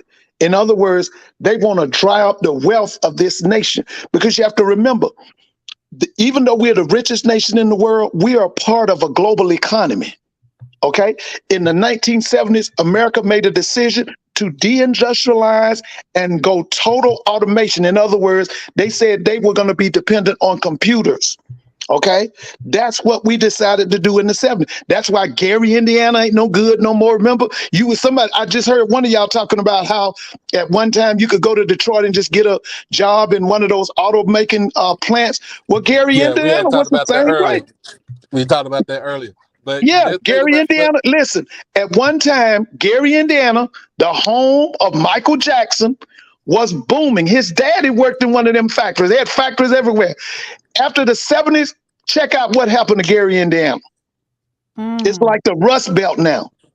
Is that but the same thing that happened with Detroit? Because I was saying, like, a lot of Black people were able, before that immigration rush, they were able to get some type of mobility towards being what we would call the Black middle class. Yeah, So yeah. they were Oh, yeah. working at the factories and they They were had looking. good jobs Yeah, with pensions, yeah, or a lot of my aunts and uncles were working at the VA hospital. yeah. Um, Detroit was a boom town. It was the leading maker of automobiles in the world for many years. I think the Japanese took it from them with Toyota. and so what we saw was basically the 1980s through the 2000s, you had that rush of immigration. You had the crack epidemic, which was Yeah, fueled by the United States government that yeah. we have not received reparations for. the CIA. What Yep. else did we have in the Well, 90s? don't forget now, Of course, starting the with 90s was the crime. What was that? The crime bill the and crime mass bill. That was incarceration. Joe Biden. That was Joe Biden. That That was was the Joe guy Biden. here in Hillary Georgia. Clinton Clinton. took Yeah, yeah, Hillary Yeah, Clinton. Hillary Hillary Clinton. That Clinton and three all strike Clinton was stuff. it? Two strikes or three strikes? But Three the three strikes. strike Three rule. strikes. three strike. Yeah, they listen. They locked up as many people as we had in slavery in 1850 during the Yeah. 1990s. Yeah. What Listen, else we did we we had have? and people have forgotten this during the when Bill Clinton was running for president, he was trying to show so-called conservative whites that he was conservative too, and then that's when he picked on that girl called Sister Soldier. But the most heinous thing he did, well, he had a black teenager who was mentally retarded. He had him electrocuted, and one of the people who wrote him a letter and asked him, "Please don't do that," was Louis Farrakhan. Now they don't talk about that, but that happened. Louis Farrakhan wrote him a letter and asked him, please don't kill that kid. Because the boy was so retarded, when they gave him his last meal, he said, could he take his meal and put it in a wrap or something so he could eat it afterwards? And now a lot of people have forgotten that, but you can do the research on that. Mm. I don't even know if I That's wanna. that's sad. I don't even know if I want to look like that. Mm. Oh my God! It said Bill Clinton's gutsy apologies. Now he owes one to Ricky Ray Rector. Clinton oversaw execution of a man so mentally ill he asked to Yeah, take his yeah. last later. But did they put the part in about Farrakhan wrote him a letter and begged him not to do it? Did they put that in there? He He said begged that he him. regretted it. He Yeah. regretted the mass. I'm trying to Like, tell you, one of the people he wrote him was Louis Farrakhan. He wrote him a letter and asked him, please don't do it that. said that it helped him get elected. Yeah, The he execution had of to show because Ricky they was Ray trying to say he was Rector, liberal, and turning you his know, backs on Department of Justice Civil Rights Division nominee Larry Laney Gunnier. And it says that there's his signing the GOP version of the welfare reform after House Democrats have voted against it overwhelmingly. Like, this is terrible. Like, my heart is dropping, and then this like just furthers the reason I don't care what these folks say. Like, I did not vote for Hillary Clinton.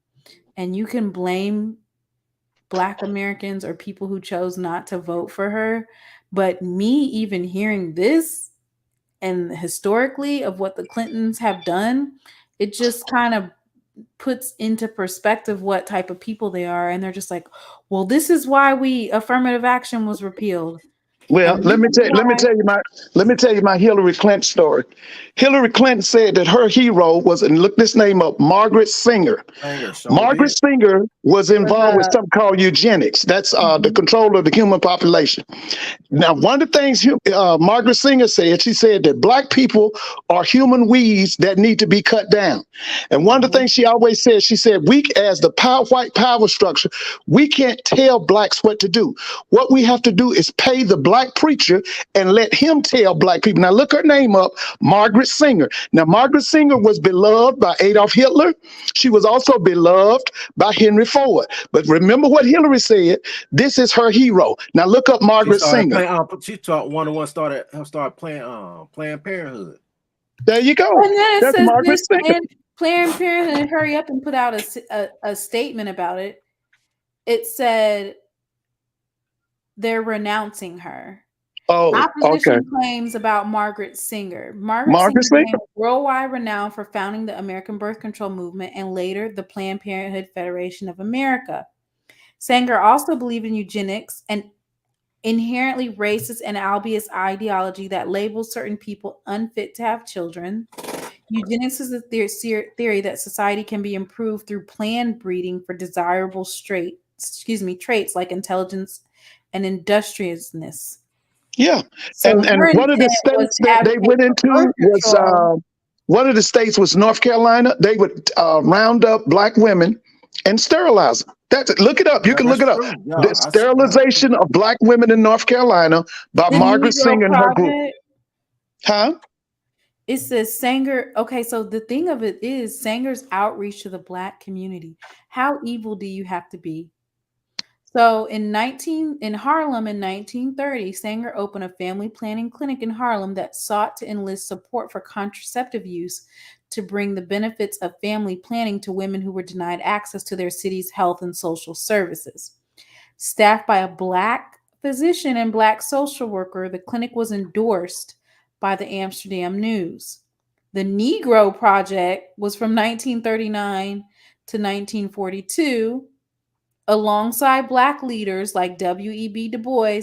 Like you Hmm. said, they always enlist the black leaders Yeah. to help usher in Mary McLeod Bethune and Reverend Adam Clayton Powell to bring Yeah. access to birth control to black communities in the South. The advisory council called it a unique experiment in race building and humanitarian service to a race subjected to discrimination, hardship, and segregation. It was Lord. harsh. So Oh It was yeah. harsh. basically, And now the thing that you got to also remember at the same time that's going on, the Tuskegee experiment is going on Yeah, it was where going they on too. injecting black men with syphilis and they don't even know it. That's going on at the same time. Hmm. what's crazy is that you see all of these black leaders that are like basically endorsing her. Martin Luther King said, there is a striking kinship between our movement and Margaret Sanger's early efforts. Our sure beginning in the struggle. And that's why black, what is it called? Respectability politics really did a number on the black community. Margaret Singer was a Nazi. That's what she was in a nutshell. She was a Nazi. Yeah, because no, Hitler showed no looked up to her and then used, you know what Yeah, I'm they gave her saying? awards. You Yeah, can look it yeah, up. Just put in Margaret Singer and Adolf Hitler and see what comes up. Put yeah. in He used her Margaret Singer playbook. and yeah, it's it right there. Yeah, use her as a playbook for what he did in Yeah, Nazi Germany. that's right. Well, Yeah, actually, his it says, playbook that he used was he looked at how America did the Native Americans by putting them on the reservations. But when it got to Germany, they called them concentration camps. That's where he learned how he was going to do those people. He learned Mm-hmm. from what they did to the Native Americans in America. it said at least 25% of Native American women were sterilized between Yeah, and 1970 don't and forget black women. Don't forget black I'm women trying to and find North. it. In the South, Yeah, so yeah, many black especially women North were given Carolina. unnecessary hysterectomies that it gave rise to the euphemism Mississippi appendectomy. And they're still, I'm not even going to try to be funny, but if you look at the stats now, black women still have high, enormously high hysterectomies. Yep. It's true. Goodness gracious. They have always used us for guinea pigs. Mm-hmm. There's a book now That's where they all. show you about the slaves in Baltimore. They was doing operations on the black female slaves with no No anesthesia. anesthesia. Oh, I got There, that book. I got that book or whatever years ago. Yeah, Oh, I forgot the name of they've the book. always used us as guinea pigs. and it Yeah. makes you also wonder how Margaret Sanger, and then even just if you look at Black maternal death rates, which are 3 times higher than white women, it makes you question if some of those deeply rooted eugenic racist ideals are embedded into our like society to the Oh, point listen, where all you got to do when it comes to eugenics, if you want to know who's for eugenics, look at all of the multinational corporations who give millions of dollars to Planned Parenthood. The lady that led it for many years, that was Ann Richards' daughter. Now that's your homegirl, Doc. You remember Ann Richards? Yep, She was governor of Texas. Her daughter led but Planned Parenthood. Mm. yeah, the governor, so but Ann Richards was she didn't believe. I mean, well, she was really not into the Planned Parenthood thing because she knew what it meant for actually women, not just women of color, but just women. You know what I'm saying? Women all around. Like, I so would give then that to Ann Richards. is the Roe v. Wade the reason why they got rid of it is because too many white women were having abortions? They'll have Well, abortion they got a before it got population. You legalized. know, we just talked about it. They got to see. It's Here's the birth thing. control. See, white women right now got a zero birth rate. Primarily all the babies in America are Black, Hispanic, Native American. Yeah, because white's That's dying what they're out. trying to cut out. Yeah, the people in Europe, the white women in Europe, they're not having babies. Basically, the white women over here in America is not having babies. It's so bad in Europe, they're saying in the next 10 years, Europe will be 40% African. Mm. Yeah, Yeah. they That's why dying out. the MAGA, see, listen, the MAGA movement is kin to those other movements in Europe, them racist movements over there. Yeah, Joe Biden was It's the talking same thing. about Joe Biden was telling them black leaders that he was worried about the white population dwindling and stuff like that. Yeah, He said that when he that's run what for they're president. doing. They've already said But the average Black person in America is 27. The average white person in America is like 55. Yeah. But yeah, and then remember this too, because when they got rid of Roe v. Wade, those states already had laws that were just waiting. Once the Supreme Court ruled that they let it go, those laws in every state that's a red state. Remember this, it's almost a red state. Yep, I had It to was do the so heartbeat bill. I had to talk about the heartbeat bill in Texas for Yeah. an yeah, it was assignment. Well, see, so listen. when Now you you, think you about remember this, that. You remember the feminist movement came about in the 60s, and what they call women's lib. What the government did, they pushed it because they said women's lib would help to destroy the civil rights movement. But the other thing that they didn't know would happen was a lot of white women said, bump having a baby, I want a career. And that's what they did. They said, I ain't having no babies, I'm having a career. And that has come back to bite them. I think that, and you know what? I think that some of these things that they put into place to attack Black America and minorities, the ripple effects are reverberating in their communities. So, Oh for yeah, but instance, now one of them I have to give them credit for is that they in the 1980s they flooded the Black community with crack. Now they acknowledge that they did. All you got to do, that's one on Netflix and one on Hulu called Crack, where they basically acknowledge that they put crack in the Black neighborhood to basically wipe us out. But what they didn't know, the reverberation would come in the 2000s with the opioid crisis. And now what we went through in the 80s and 90s, they're going through it now with the Right now. opioid crisis. Yeah, what goes around comes around. There you go. What happened to us yesterday Even gonna happen to you his tomorrow.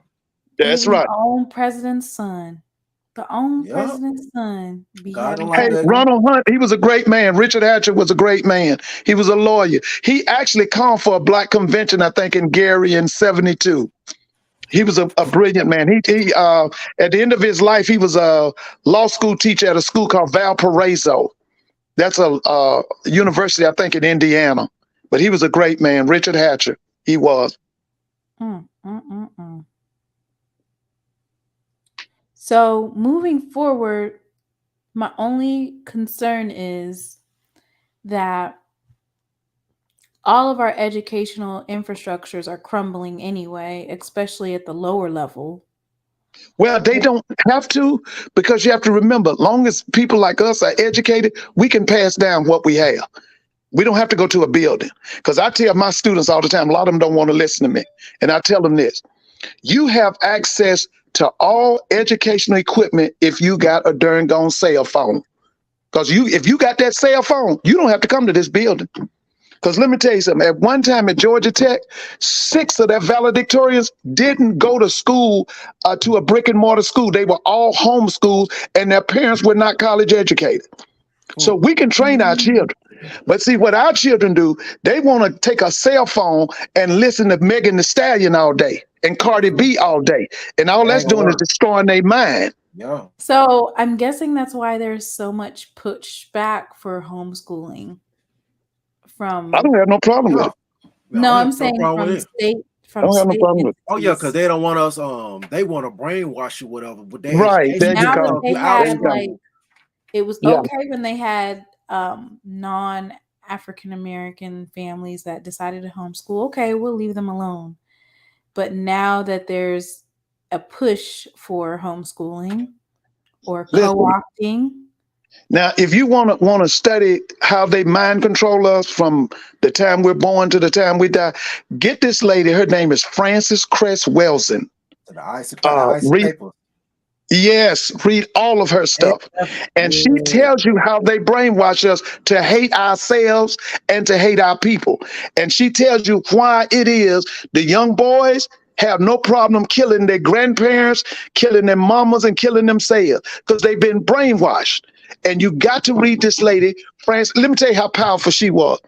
She was a Francis. Howard graduate. She was a psychiatrist, right? They fired her at Howard because she was so powerful. They couldn't have it because they were scared them people was going to cut them the checks off. So they fired her. But she was a brilliant woman. If you ever get a chance, read her. Frances Cress Wells. And she passed about Doc, look up and see when did she pass. I think it was 3 or 4 years ago. Probably about No, 2 3 or years 4 years ago. ago. We talked about them. We had talked about them. Talked about her a couple of months ago. Remember? Yeah. Read her stuff. She tells you about the brainwash. She was a psychiatrist. She was a Howard University graduate. Excellent. So She was a brilliant woman. So you mean to tell me like she basically saying we've gotten MK Ultra and we pass it on Yeah. through Yeah. trauma bonding? Yeah. Read all her stuff. Read all of her stuff about how that white man has always wanted a black woman and how he doesn't feel like he's a man until he's had a black woman. That she wrote all of that. Her name was Frances Cress. See, Mr. Mona, see if you can pull her up. Frances Cress Welsing. See, and where was she? I think Author was of she the from? IP papers and creator of the Cress-Welsing theory, analyzing the nature of white supremacy. Yeah, that's her. That lady was brilliant. That lady was brilliant.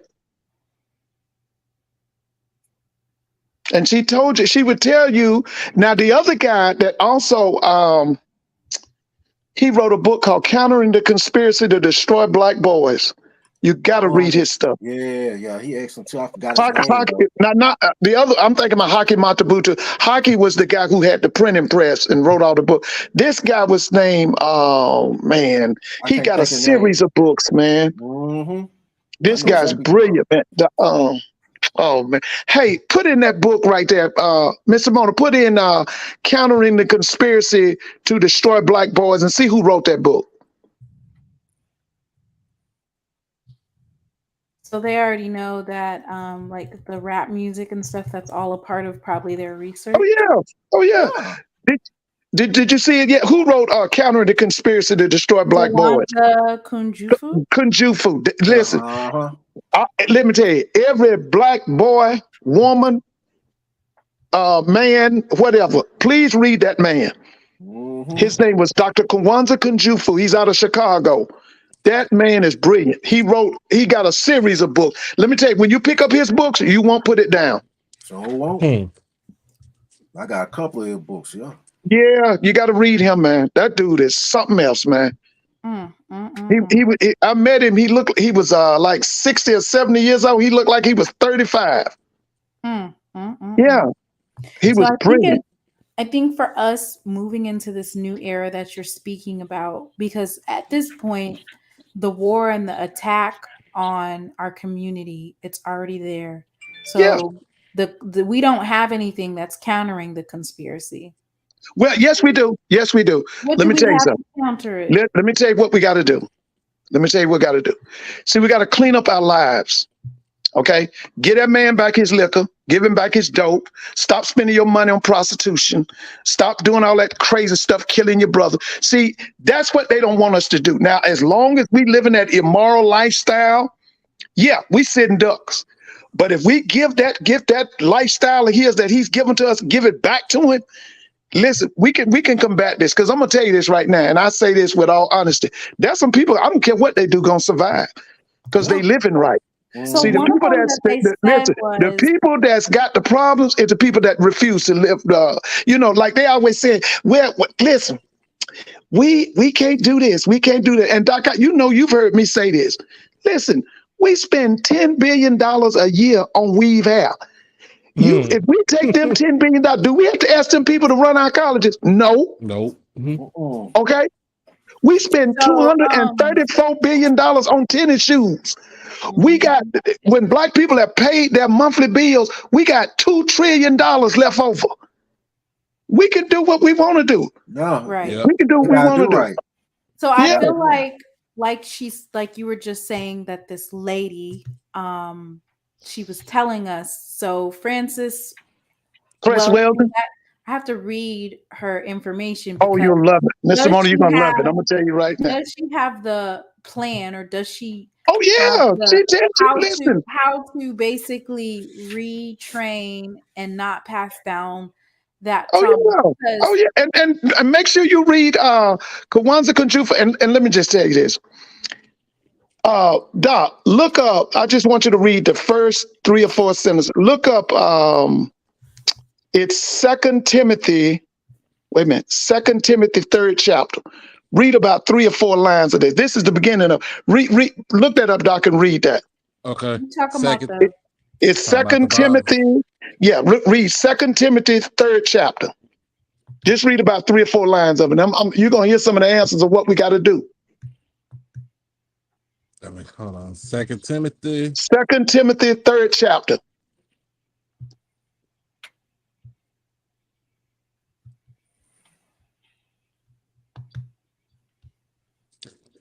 All right, in perilous times. So this is right.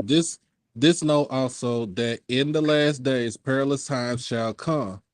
For men shall be lovers of their own selves, covetous, boasters, proud, blasphemers, disobedient to parents, unthankful, unholy, without natural affection, truce breakers, false accusers, incontinent, fierce, despisers of those that are good, traitors, heady, high-minded, lovers of pleasures more than lovers of God, having a form of godliness but denying the power thereof. From such turn away. That's all I need. Yep. That's all I need. You see all that stuff that talked about? We got to get that stuff out of our lives. We got to get it out of our lives. We got to get it out of our women's lives. We got to get it out of our children's lives. And that's a list of things we got to get out of our community. Because if we don't get a control of that, they will destroy us. The only thing that I saw on, which it was really big on Twitter, is Dr. Umar. He was talking about how Black men need to mentor Black boys. Let me just say he this. Let me say received this. so much And I listen. backlash. Umar has a lot. Dr. Johnson has a lot of good things to say. But see, here's the thing. I can't get with. He says he's an atheist. I can't get with that. I'm sorry. I can't get with that. I can't get with. See, in my life, I know better than that, and I know that that's foolishness. And that's the problem I got. See, I like some of the things he says, but when he says that he's an atheist, I can't deal with that. Well, I was just saying, like, as far as like the restructuring of our community, because it Oh used yeah, to be like even the Black Panther Party was making sure that there was people were fed. They had a breakfast and a lunch. oh they did. But let me tell you something. The FBI infiltrated them, and you know basically how they brought them down through drug use. Through drug use. Yep. I Drug use. remember in fact, it was crazy because Huey P. Newton got killed. Yeah, about Uh 15-year drug dealer. yeah, by a youngster Yeah, over in my neighborhood where I stayed at in West Oakland. And yeah, so but you gotta then too, those those points that they used to talk about with the Black Panther with the party, the government not infiltrated, but the government took those and put it in a place as far as with Head Start program, free, you know what I'm saying, yeah, free, yeah, free, free lunch, free, yeah. free breakfast at the schools and stuff like that, because they know like you what it is that when a child you're training a child to become a worker Right. in a sense. You gotta people gotta understand this. You're training a child to become a worker, and they're gonna work majority of their lives, and by the time they finish, when they're not able to work anymore, they're gonna throw them by the wayside, telling you here's what we owe you as the government, because you worked all these years, and that's where it comes with Social Security. It'd be like $1,400 if you don't have a good job. Good Right. Lord. How And you and, supposed to live on that? And and the if you insurance be die, high, I don't know what too, so it's that high. cuts into that. Yeah, and then if you die, Social Security is not gonna pay your kids a lot. I know this because when my father passed, and my father passed when he was 28. Uh, it didn't pay us a lot, even though me and my sisters, we all got a actual check from him, like A death individual check. benefit? Yeah, death benefit. Each one of us got, I think it was like $600 or something like that, each one of us. So my mom, what she did was she took that and she's like, okay, so You want to know the why they haven't restructured death benefits for Social Security payments? Because only 26% of Black children are receiving their death benefit. mm-hmm, They qualify, and it says surviving children who qualify got an average of $957 a month. mm-hmm, And it says there's approximately 10.1 million Black children nationwide. 9.6% of them, or about 975, had lost a parent as of 2021. And they're basically saying that these young children, it says roughly 30,000 fewer Black children are receiving survivor benefits than in 2009, the last time the data was broken down by race. So, what that basically means is that these children who are already disadvantaged because they don't have both of their parents in their lives, also economically disadvantaged because you don't have that going in, and here you have a program that's supposed to rectify it. I promise you, if those numbers went up 10 to 15%, they would restructure it in a heartbeat. Oh yeah. and think about this: Huey P. Newton and Bobby Seale, they were smart dudes, man. Them dudes they read everything from Mao Zedong, everything, and they read about the law, especially the laws of California, especially when it Yeah, came about yeah, carrying firearms as a rightful citizen no matter Second what, if you Amendment. Second Amendment, and they Second had, Amendment. so they expressed their Second Amendment right. Yeah. And now we don't really, as black people now, we don't really think like that as far as Second Amendment rights, because it's like, I don't want to own a gun, but I gotta have one because QEP, remember one of his famous statements, he said, politicians are professional liars. mm-hmm. That was one of his famous statements, because he did earn a PhD.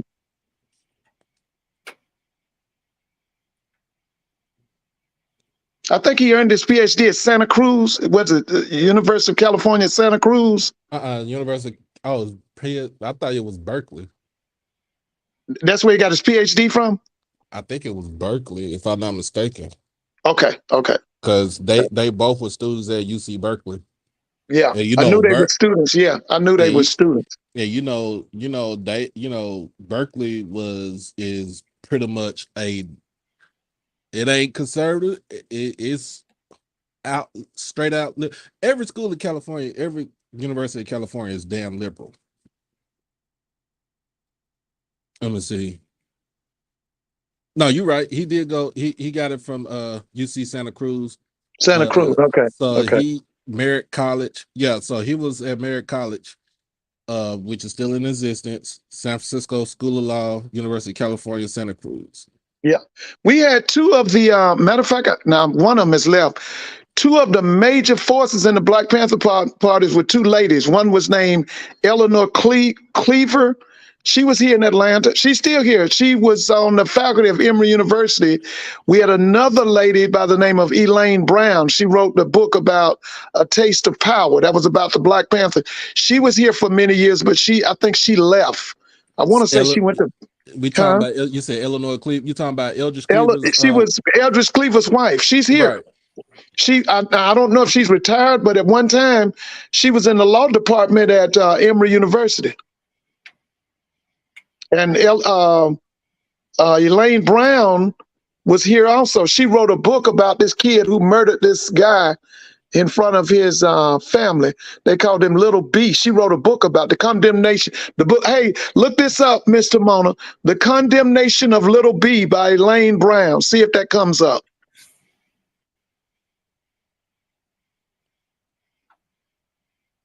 It was called The Condemnation of Little B by Elaine Brown. She was at one time was the head of the Black Panthers. She lived here in Atlanta at one time. Yeah.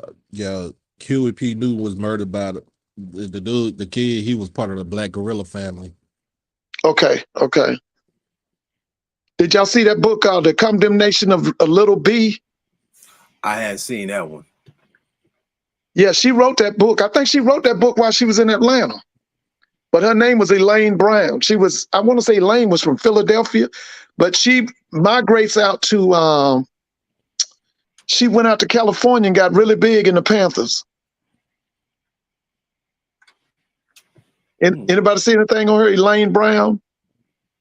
Yeah, it says, through the story of a 13-year-old black boy condemned to life in prison, Elaine Brown exposes the New Age racism that effectively condemns millions of poor African Americans to a third war life. The story of Little B is riveting, a stunning example of the particular burden racism imposes on Black youth. Most astonishing, almost all the officials involved bringing him to justice are Black. That's the respectability politics that they thought, like we talked about this in one of my political science classes, is that a lot of times Black people would sign on to some of these plans, ideologies, laws, regulations due to respectability politics. Well, if we do this and we act better, then they'll treat us better, when that's not true. An example of that is like the stop and frisk. Right. Another example of that is, of course, the crime bill, which if you bring it up, then you talk about Joe Biden, their retort back is, well, Black leaders signed on to it. And it's like, yeah, they signed on to it because the people who did the research, they didn't tell the Black leaders, this is what's going to happen to the Black community. Don't forget the Trail of Tears. Don't forget Manifest Destiny. Yeah. Don't forget the Treaty of Tordesillas, Age of Discovery. What's the other one? Three strikes and you're Three outlawed. strikes and you out. Harsher drug penalties. Man, the Dawes Act, all of that stuff. See, really, what they did to the Native Americans made them a criminal syndicate. You know what's so funny, Mr. Ford, y'all? I remember when I took my little hiatus, I went to Stephen F. Austin. Right. Bill Clinton came down to us to SFA. And of course he's, like I said, he's my frat brother, Alpha Phi Omega. So he pledged at Georgetown. Yeah. Yeah. And so I asked him a question about the crime bill. He said that was the worst thing that he had ever put into law. Like he felt like you know how when people when they're younger in their middle age years, like they do stuff because they think that it's right. But then they turn around when they get older and they see all the results what actually happened, happened. Right. He felt bad. He was like, no, that was the wrong thing. That's the wrong thing I did, and I should have spoke. He told us I should have spoke up about it. I should have spoke out about it because there was no way where we should have sit all these Black men and Latino men to prison industrial complex. Yeah. He got a black son. He got a black son too. That makes so bad. Right. And so he felt bad. And I was like, in a sense, it's like it's something that my granny used to say. Your granny used to say, well, he didn't know what he was doing. He didn't know no better. But now when you realize that was almost 20 years ago, 30 years ago, it's like, nah, I should have never signed that thing into law. I should have vetoed it. But that's like one of those things. That's one of those things that you need reparative justice to make up for it. I was about to say it's common sense. They say scripturally, they say, as you have done unto others, so shall it be done to you.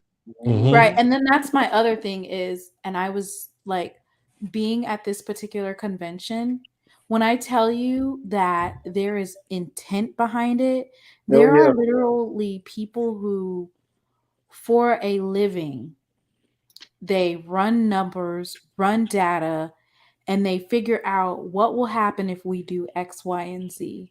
So Bill Clinton and Joe Biden, their crime bill that they put on, but now the lobbyists might have been pushing for it. But what I'm saying to you is that it was intentional, that they knew what they were doing. They started out with the government and then they switched it over to privatization because they were trying to say the government's spending too much money. What was that? Prisoners are taking up too much money. And so then they moved it to privatization. Like I saw, which I try as much as possible not to watch any of that stuff, but it's so disgusting and scary. There are prisons in the state of Georgia, and there are people that are literally just getting murdered. Oh, yeah. And the other inmates are literally recording it and putting it out for mass consumption. There was a video that was put out last week, and they were stabbing this man, and there wasn't a guard in sight. Because they don't care. They don't care, but they don't care. You remember the Central Park 5? Mm-hmm. Okay, one of those guys is now, I think he's a city councilman in Harlem or somewhere now. Yeah, he won the seat. He won the seat, and they definitely wanted to execute them boys. And they were like what, between 13 and 17 or something. They were not, I don't know about 13. I think they were like between 15 and 15 So, and okay, 18. okay, yeah. And they Uh, can say it all they want to. See, this is the only thing about Donald Trump. Like Donald Trump is more like a puppet in the sense that Oh, he without a does doubt, not. off Wall Street. He's a puppet of Wall Street. What I'm saying is like he's not intellectually, he's not an intellectual to the point where he'll say something racist or he'll do something racist, but he doesn't really know the intent behind it, which is why he did the travel ban that was unconstitutional. Yeah, and Or somebody behind him was putting a battery in his back and telling him, when you go Wall out here and Street. speak, we need you to Listen, continually he say did not China. beat Hillary in the popular vote. He was put in the position by the Electoral College. Who Yeah. controls the Electoral College? Wall And Street. And that's another thing that I wanted to bring up, which is whose President fault seat is was it is that a puppet position Hillary, anyway. Yeah, whose fault is it that Hillary did not get elected? And I was it's like, Hillary's well, fault. for one, It's Hillary's fault. I'm gonna just be up. I'm gonna be upfront with you. It's Hillary's fault. Hillary, because Hillary is elitist. She is an oh, elitist without a doubt. Democrat.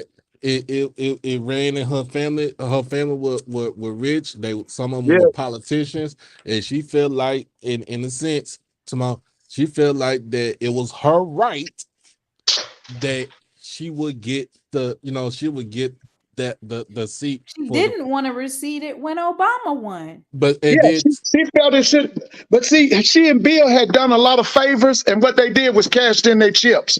It was really, it was a coronation for her. They right just gave it to her. and then remember when Obama became president the second time when he got reelected, and he named Hillary his Secretary of State. That man banished her ass to foreign lands. Yeah, He banished her to foreign land. Yeah, I That noticed you that. really Yeah. think about that. That's what is a Secretary of State is. Your yeah, job is to go to other foreign countries and to promote so-called democracy to other to other nations and stuff like that. That is your job as a Secretary of State. You didn't have, I mean, it's a big job, but still, because whatever, all the stuff that you said, all the stuff that you said about that man, he wasn't gonna have that. He knew Listen, that. and you know what? I think that everybody's saying you just need to turn the blind eye and vote for her. Turn the blind eye and vote for her. And I was just like, um, well, let me say this during that time because they did an analysis of Hillary's campaign and everything they said was terrible. They said Hillary was a terrible candidate. They said, number one, she was sick during the campaign. But the real thing was that white men do not want women leading them. Now, black men, we don't have a problem with that. Black women, because most of the black households are led by women. So black men don't have no problem with women leading them. But white men do. White men do not want no white woman leading them. Because they want the I'm power. sorry. It's all about Yeah, power. it's about power. so They you don't feel want that. like, so it was on, okay, so if it's a white woman versus a black man, they'll choose the black man. Didn't they do that with Obama? So did. Mm-hmm. Okay, and so then my question is, if it's a white man, which is Joe Biden, versus Vivek, do you know the Vivek, the Indian? It's gonna be Joe Biden. Yeah, it'll be Joe Biden. It'll be Joe Yeah, it'll be Biden. Joe Boy, Biden. it just He's kind of like what we used to call a carpetbagger. He just giving you the party line and all that. That's the guy from Dartmouth, right? I don't Isn't he know from where he's Dartmouth? from. All I know is he is like I was Doc, look talking him up. to I think he went to Dartmouth. I was talking to some people today because I was like, can I vote in the primaries for whoever I want to? So the lady was explaining to me that if I unidentify and have no affiliation, that I would be able to vote in the primaries for the Republican nominee Yeah, because I would vote for if you have these choices, if you have Ron DeSantis, Vivek, Nikki Ramaswamy. Haley, Mm-hmm. and Donald Trump, who are you going to vote for? And I would say Donald Trump because the Vivek guy, Ron DeSantis, and Nikki, They actually have the intent and the intellect behind all of their racist rhetoric. Like they mean what they say. Don't forget about Mike Pence, because I think he's going to run too. Mike Pence? Tim Scott. Tim Scott. Yep. Are you talking about the black guy, Tim Scott? Let me. Mr. Ford, Vivek went to Harvard and Yale School of Law. Oh, you went to listen. Let me go back to expound that about why they didn't want Hillary. See, let me tell you something. This country was started in 1776. Okay, at that time, the unwritten law of a white man on a white woman was that his wife was that white man's property. Mm-hmm. And another unwritten law that they had: if a man messed around with a white man's wife, and he could prove it, he could murder that man, and know what the government would say? He was messing with that man's property. Yep. So what I'm trying to say about Hillary was, at that time, and even today, white men don't want no woman telling them what to do. Now we don't. It's not an issue with us. It's not an issue with black men, because a lot of black men were raised by their mother, so they ain't got no problem with it. But that's not white men. White men don't want no white woman leading them. White men don't want no white woman as no president of the United States. I've talked to them. Yeah, it's crazy. And it's crazy too. It is crazy too when we was talking about Roe versus Wade. Remember, like you said, there was a population control, because white women are not giving birth to babies at a rate that they was giving birth to, back in the 30s, 40s, 50s, and 60s. Say, well, we don't care if you got raped, we don't care if it's incest, your ass gonna have that baby. Listen, what they're doing now, what they're doing in America now, white men are impregnating black women. They having their babies through black women. Y'all can look it up. Yeah, that's true. That's what they're doing. Whoa. That's what they're doing. That's the only way they Well, I mean, we do through black now. folks. This is the one thing I do see is a lot of white women, and they're putting it out there. Which, if it's harmful, I don't know why they're doing that. Like people like the Kardashians, they mate with black men. I'm telling you, Mr. Mona, you can look it up. There are so many white men right now are impregnating black women.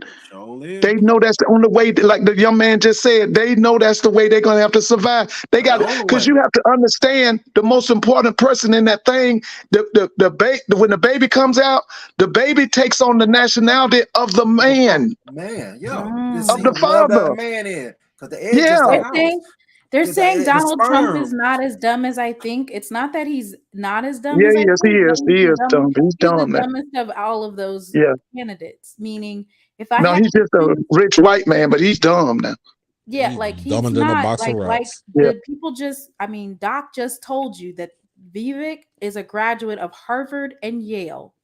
That means that man, when I'm showing you, it says revive American national identity.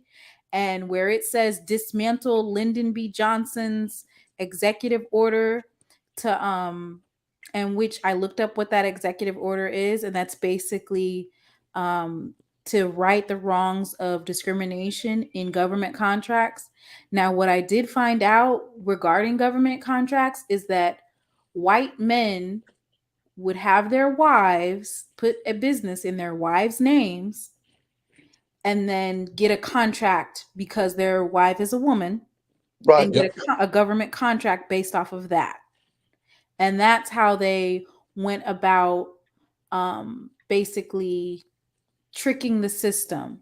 Now, I was told that they don't see a face when they do the government contracts, but I've also seen where Black people disproportionately are not able to get the proper funding from the government for some of these programs. But what I'm saying is this Vivek guy, for me, just some of the things that he's saying are harmful to Black Americans. The DEI, diversity, equity, and inclusion, that was needed on some of those PWI campuses because these folks are very passive aggressive in some of the things that they would say. They needed to learn, okay, that's not okay to say that. Dismantling Lyndon Johnson's failed Great Society. when he says dismantle and he says put Well, Americans back. that's a misnomer, Mr. Mona. That's a misnomer. Lyndon Johnson did propose the Great Society. All the money was sucked up in Vietnam. Yep. All of the money went to Vietnam. He did. Now he did do the Head Start, and he did do the open housing and all that stuff. But But when the I looked at the overwhelming Great majority of money Society, went to Vietnam. They not used just the that, the money he civil had set rights. aside for the war on poverty and the Great Society. They sent that money to Vietnam. That's one of the reasons why he and Martin Luther King fell out. Okay, That's one of the reasons they fell out. but isn't so that's why he had him murdered? Yeah. Because Because Martin he Luther spoke King out started against the war. saying, He said that America's conduct in Vietnam was criminal. That's what not he only said. that, Yeah. later, like I don't know why they love to quote Martin Luther King. I don't know why they love to do that. People love to quote like one of his speeches. They don't quote Martin no Luther real King stuff he was saying. basically said, I have put my people in the lion's mouth, basically. Like, Yeah, he said a burning house. what have I done? Oh my God, what have I done? Yeah. We've desegregated and we're worse off now than we ever were. He said he told Harry Belafonte one of his greatest regrets in life was pushing for desegregation or pushing for integration. That's the reason why And him Harry told that till he died. that's the reason why. That's the reason why also that him and Malcolm X had bumped heads too, because remember Malcolm X wanted he wanted separate. He didn't want. He wanted to keep it separate, but equally he wanted to keep it to where black people will rise with just to rise up, but go back to creating our own community. The other black leaders in the community tell Martin Luther King that too. Like, we got our own businesses, basically a Black Wall Street. If you know what I'm saying, if we integrated, well, our money gonna integrate, but we ain't gonna benefit from it. So basically, you destroy our community. That's right. That's what happened. The civil rights movement destroyed black businesses. Yeah. It's basically because black people stopped going to the black businesses and put their money with white people. Yeah, and that's a reason. And not only just that, so that was 1965. So just when Black Americans thought they were getting ready to start benefiting from affirmative action, here comes all these immigrants and they take away the opportunities. And then because they took away those opportunities and they got the education, their kids, which we would call them legacies, then benefited off of it. And then their kids benefited off of it. Let me tell you what America do. One of your homeboys, it was not the daddy, but the son, President Bush. What's the son's name? George W. George W. applied to the University of Texas, was rejected, but he applied to Yale and was accepted because he was a legacy. His dad, because his dad. That's right. His dad was first baseman for the Yale. What they were, the Yale Bulldogs. His daddy was a first baseman. Yeah. I will tell you what they do. America do with black folks, whatever. They use us to get stuff started for other people. Because they know they can't do nothing on their own. So once we get it started, they move us out the way. You know what I'm saying? Put everybody else benefit off of it. That's how they do with us in everything they do. Get us to jump start. And then my thing is, they keep saying, don't bring it about race. Don't bring it about race. So that's what the country was started on. You have to, every time you try to do a program that only gears towards African Americans, they try to dilute it. Like, for instance, the Mother Bill, which was supposed to focus on Black maternal health, they expanded it to include all minorities. All minorities aren't dying at 3 times the rate of white women. It's the Black women who are doing that. And most recently, the Olympian who passed away. Yeah. Was it Tori Bowie? Yeah, Tori Bowie. Tori Bowie. So it happened. People talked about it for a little bit, and then it kind of disappeared. But it's also something that needs to be spoken of is there are programs in place. There's the Nurse Family Partnership, which is a program that promotes, like, they teach young women about childbirth, what to expect, health, nutrients, all that type of stuff. And it's geared towards low-income women. But what I'm saying is, whatever programs that they have in place, they're obviously not working to the degree that they should be because the maternal rate is still abysmal. So then now that you guys are telling me that white women are not having babies at the same rate as minorities, now it makes Oh sense. no, the white women in America and in Europe right now have zero birth rate. So now I'm telling you, they saying that in the next 10 years, 40% of all European people will be Africans. That's one of the things they mad about over in Europe. So is that why they're same thing here in fighting in America. France? Yeah, because see, in France, they mistreat. Okay, what you do in France, if France colonized your nation, like Algeria, Morocco, you can come up to France. But when you get to France, the police treat those colonized people like the police treat us. They single them out and they shoot them. It's the same thing.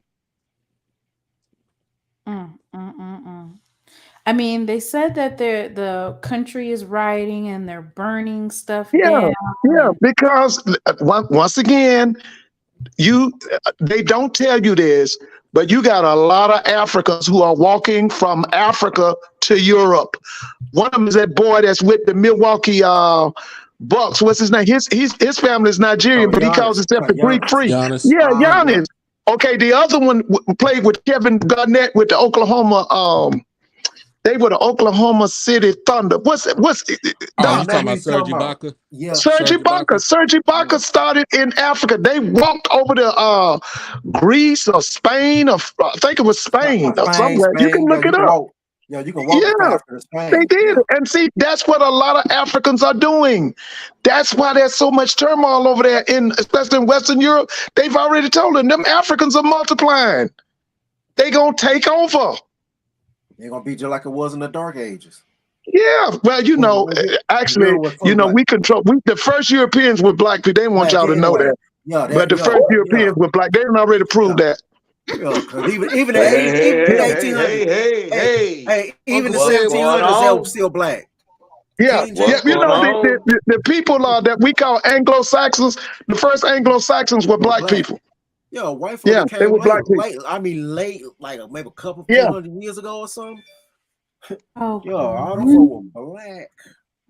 Hey, what's going on, man? This Cedric Walker, man. How you doing, Uncle Ford, Timona? Hey, how's it going, man? Hey, how you doing? Y'all doing all right? Yeah. Okay, I just came in on this, but I need y'all to know. Okay, let me go ahead and kill this PWI, because I know they believe in higher education, and I get that. They believe in minority grants, because I went on one for Mississippi State, University of Memphis. Okay, let's go ahead and kill this anyway. All right. Being a Republican, that was called the Reform Party, and that was created by blacks, but during the Civil War, that was taken away from us, and it was called Republican, meaning radical. If you go back to Webster's dictionary, which is David Webster, they changed the language on that. So let's go ahead and kill that. Now, also, because see, we talk about politics now. See, I come from a politician. Uh-oh. See, this is stuff that I love to talk about. Yeah, because black folk were Republicans at first. I remember learning that. Okay, and we would no. We were Republicans, but our name was the Reform Party because we want to reform laws. And our leader back then, and we're gonna go back to the great person that actually held a hand in starting Alcorn State University, Hiram Rebels. See, you see what I'm saying? See, I can go all the way back. See, y'all taking my language tonight now. Not saying that you never have, but see, there was another party before the Republicans. It was called the Whig Party, but the people in the Whig Party couldn't decide whether or not they were for slavery or against it. That's what destroyed the Whig Party. But see, you got to think. Okay, Uncle Ford. See, I'm finna go all the way back now, because at the end of the day, you had the Whig Party, and that's why with the Boston Massacre. So we can go back now. I went to Tougaloo now. Just know that now. See, I went to Tougaloo. Okay. So what I'm telling you is this: do not trust him, because you're talking to a guy that and for all those people talking about what Trump this, Trump that, you're talking to a guy that Trump lied to, because at the end of the day, Trump said people that make $250,000 $50,000, they're going to pay medial taxes like 20%, like the total middle class. But my CPA laughed at me, which is a white Jewish woman. Okay. What I said was I would vote for him in the primaries. No. Actually, let me tell you this, Timona. Let me tell you this also, Timona, because I'm a veteran. Okay. Mm-hmm. When he first was running, he said, this is what he said. He said that veterans with PTSD are crazy. Mm-hmm. Your uncle, I got the. Yep. And okay. then he also And also when he needed my vote for people like me that not only work at the executive board in today's society, but also get military disability as well. And I had to pay taxes on both. And he also but watch this though. I'm gonna take you all the way back to 80s hip hop so I can bring it home. There was a group called Public Enemy. Mm-hmm. Man, don't believe the hype. Don't believe the hype. And I'm not taking up for what President Biden did, because at the end, I don't think you understand what my strategy was for voting for Trump in the primaries to pick who the Republican nominee is going to be. Okay, well, tell me. Go ahead. I do not. We went through Vivek. I told you I came in, nephew. I love you so much. I came in on the back end. That's what I'm telling you. But you didn't understand what my premise was. My premise was, if I'm choosing a Republican nominee, mm-hmm. I would vote for Trump to be the Republican nominee because of Vivek, who Doc pointed out graduated from Harvard and Yale. Okay. Ron DeSantis. Okay. A terrorist. Nimarata, who doesn't even want to be named, Nikki Haley. Mm-hmm. All of, even Tim Scott, which he's black, so I'm not expecting that to go very much further than that. But anyway, all of the people that I named, when it comes to intelligence and intent, there's a difference between being a dumb racist and one that's intelligent. So an intelligent racist is basically the Vivek guy, and I pulled up what type of things he's saying that he wants to do. This is a person who, he's not stupid. So the things that he's saying, as racist as they are, if he implements them, we'll be back in Jim Crow era. Okay, but did he pay for the degree? Did he pay for? Did he have any? Did he have any? Did he have anything that he can pay for it, or did he have any congeniality? In congeniality, meaning that did he have anybody that was kin to him, or there was a friend? There was a friend of a friend that could get him in. He's from Cincinnati, Ohio. I don't know. I'm not gonna risk it. I wouldn't. What I'm saying to you is, I don't subscribe to myself to be Democratic or Republican, because I think they both on both sides. But what I'm saying to you is, if I want for somebody to go against Joe Biden, it has to be Donald Trump. I wouldn't want to risk Ron DeSantis possibly winning, because as you see what he did in Florida, he's trying to spread that as the president. Right, but he's a terrorist. But see, we have to understand that. We have to understand he's a terrorist. You see what I'm saying? He's a terrorist. So is Trump a terrorist, or is he just a dumb rich guy who has people putting the battery in his back? He's a criminal. That's what Trump is, a criminal. He's both. Well, first of all, let's go back and see. We have to understand, when it comes to politics, we have to cover all bases. Right. Okay. So with him, you have to understand, because stuff like that comes up. I mean, shout out to Malika, racist terrorist. I mean, racist / terrorist Andrews. See, you have to understand that, because see, that's what I'm telling you now. I mean, if I'm gonna come into stuff like this, I mean, this is my lane.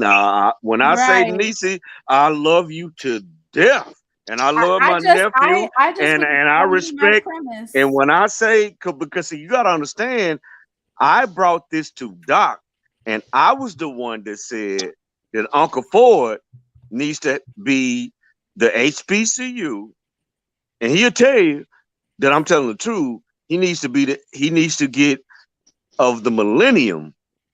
He needs to get the HBCU award for humanitarian of the decade.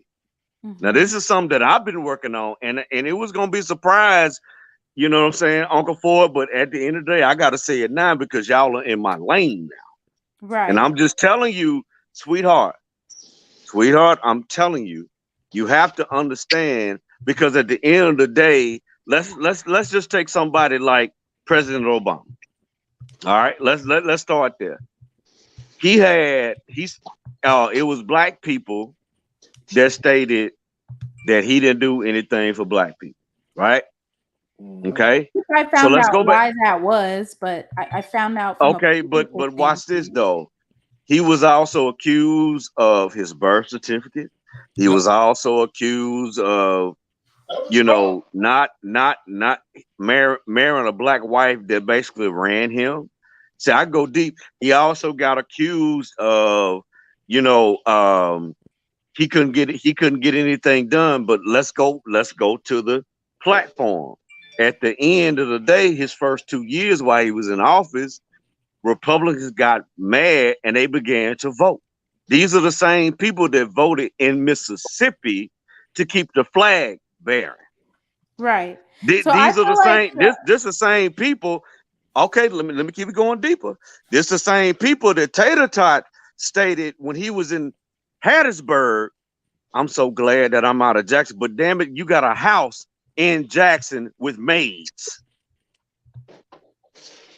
And then the biggest thing in Jackson, where there's a reason. Let me take it back to historical. Let me put some history in there. There's a reason why they say "the I love," because at the end of the day, that's all that Jackson has is Jackson State. Whether people graduated from there or they didn't, you can go in the hood and there's gonna be people that paying the extra $50 for a Jackson State tag, and they barely have a GED. Mm-hmm. So when Chokwe Lumumba's son, which was a radical, he dealt with Tupac. That was actually Tupac's lawyer, the original Chokwe Lumumba, and his son, which Tater Tot comes against. Although people say, well, he hadn't done anything, at the end of the day, you have to understand that if you have yourself, which is Timona, and then you have people against you that is elected to fight you, think about your battle. See, I'm gonna keep going back because you're going to an HBCU now. Okay. So who do you think? Wait, So hold who do on, you wait a think? minute. Let me tell you this. Let's go back to the miseducation of the Negro. Okay. Let's go back to Booker T. Washington. Let's go back to Frederick Douglass. That in order for him to become a martyr, Frederick Douglass grew up with a black wife, and Uncle Ford, correct me if I'm wrong. He had a white girlfriend. Okay. And his wife died sick.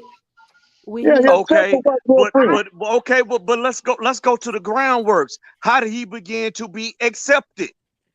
Because he was was introduced able to the to world come. by William Lloyd Garrison. What? Wait, hold on. I'm finna go deep now.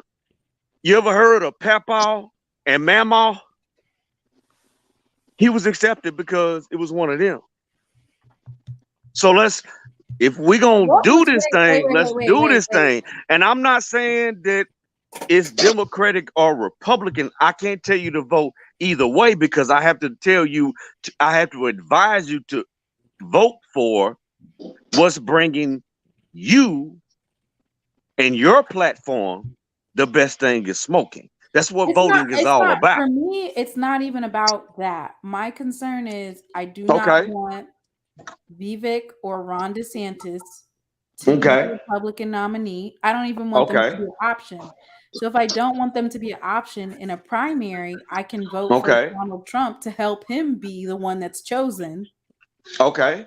And I get And that. then So when it we can come becomes up with the a candidate with this ally, although she married a white man, Kamala Harris, but we have to understand we still have something waiting in the wings that they don't. And his last name is Booker.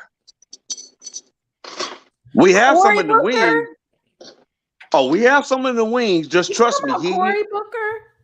Yeah. I'm Yeah, sorry, New Jersey, New Jersey, Cory Booker. Yep. Yeah. I do not see America electing another black, like Kamala would be, of course, she would become president if in the untimely event that Joe Biden passed away.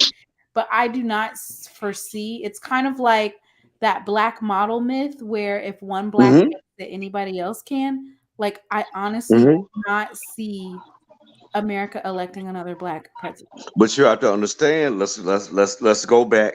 Let's go back to his platform as far as voting. His platform as far as voting, it begets all on both sides. So we have. Well, I ain't gonna say I'm gonna go back and Google my HBCU, double that education. He begets all. All I need you to do is go to Google and research Cory Booker's platform. It begets all on both sides, where it will actually make sense to both sides. The only reason why Biden got in is because at the end of the day, Nisi, it's so many people like me out there that don't look like me and you, that's actually like your uncle, that he offended because we talk about it. Mm-hmm. You know, at the end of the day, it came out of his mouth about this $250,000. Uncle Ford, am I lying? Okay, I'm sorry. What was that name? What was it? The lie that Trump told folks. Trump came out. He had a fake bill that he was going to implement that people that make $250,000 and above that was going to have to pay normal taxes at a rate of 24%. Did he not say that? Let me research that one, man. Go ahead. Yeah, And also, when he first talked about veterans, which I am as well, he called us crazy because 90% of us have what's called PTSD. yeah. Now let me say this: I never heard him talk policy. All I heard him talk about was the culture wars. I heard him And joining that is true. people and talking about. I never heard him talk policy. I never heard. And that is true because Never. when they also stated, and now watch, I'm finna bring it home. They also stated that, okay, what is your policy? What is your policy as far as healthcare? What is your policy as far as the military? What is your policy as far as the economy? He So could not that's the answer thing. that. That's the thing with why I'm so scared for like Vivek, because Trump, his policy is white fear, Yeah, build the that's him. border, build the I'm the only one border. who can save you. I'm the only He one who can doesn't save you from the actually blacks, have the Latinos, the Native Americans, he the doesn't have Chinese. anything That's his whole thing. tangible. This Okay. person right here, he wants to repeal JFK's executive order 10988. That's for collective bargaining. He wants to shut down Department of Education. I guess that's more like just fluff because he's citing the IRS. Okay. the Well, FBI. let me He say wants this. to Well, when undo. President Obama was in office, where was another country, or we'll just say platform, where we was getting oil from? We was getting it from Russia. Google that. And now all of a sudden, they hate us. I mean, they hate you because Vladimir Putin thought that Trump was going to get another year, and Trump probably told him, after I get elected, Ukraine is a go. I'll help you with whatever. Okay, but okay, we finna take it. Okay, we finna take it back to Vern Dishon. We finna take it back to modern day President Hills. We finna take it back to the North End. It's called the ism. Like this stuff that this which is person game. plans on doing Which is is game. So at the end of the day, I can tell you and sell you on anything that I want so I can get back in and give you 4 years of misery.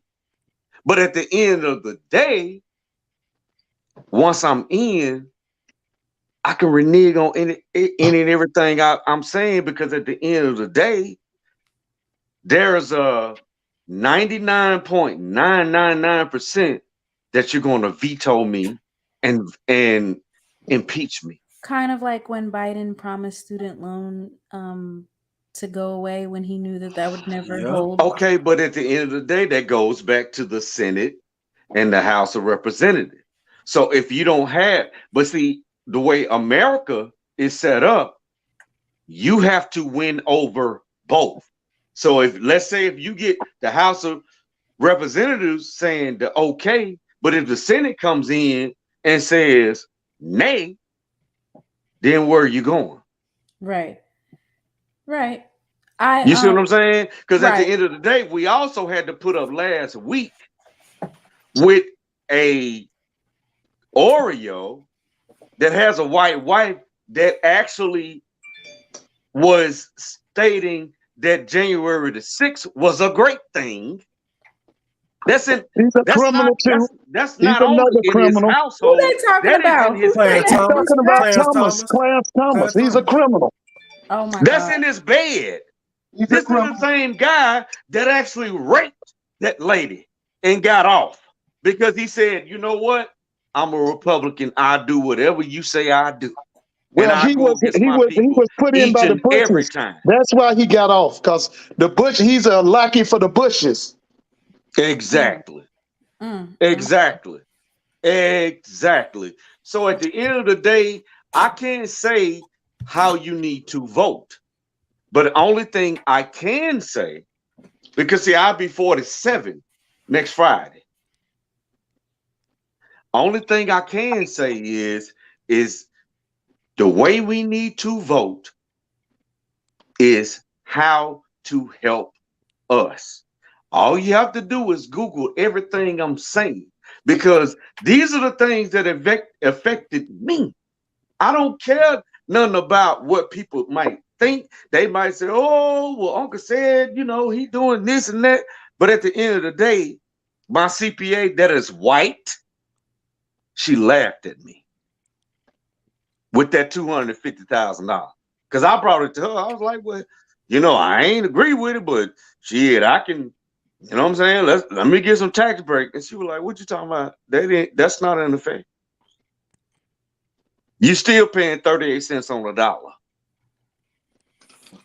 and 10 on the back end, which equals 48 cents when it comes to anything above $500,000 and above.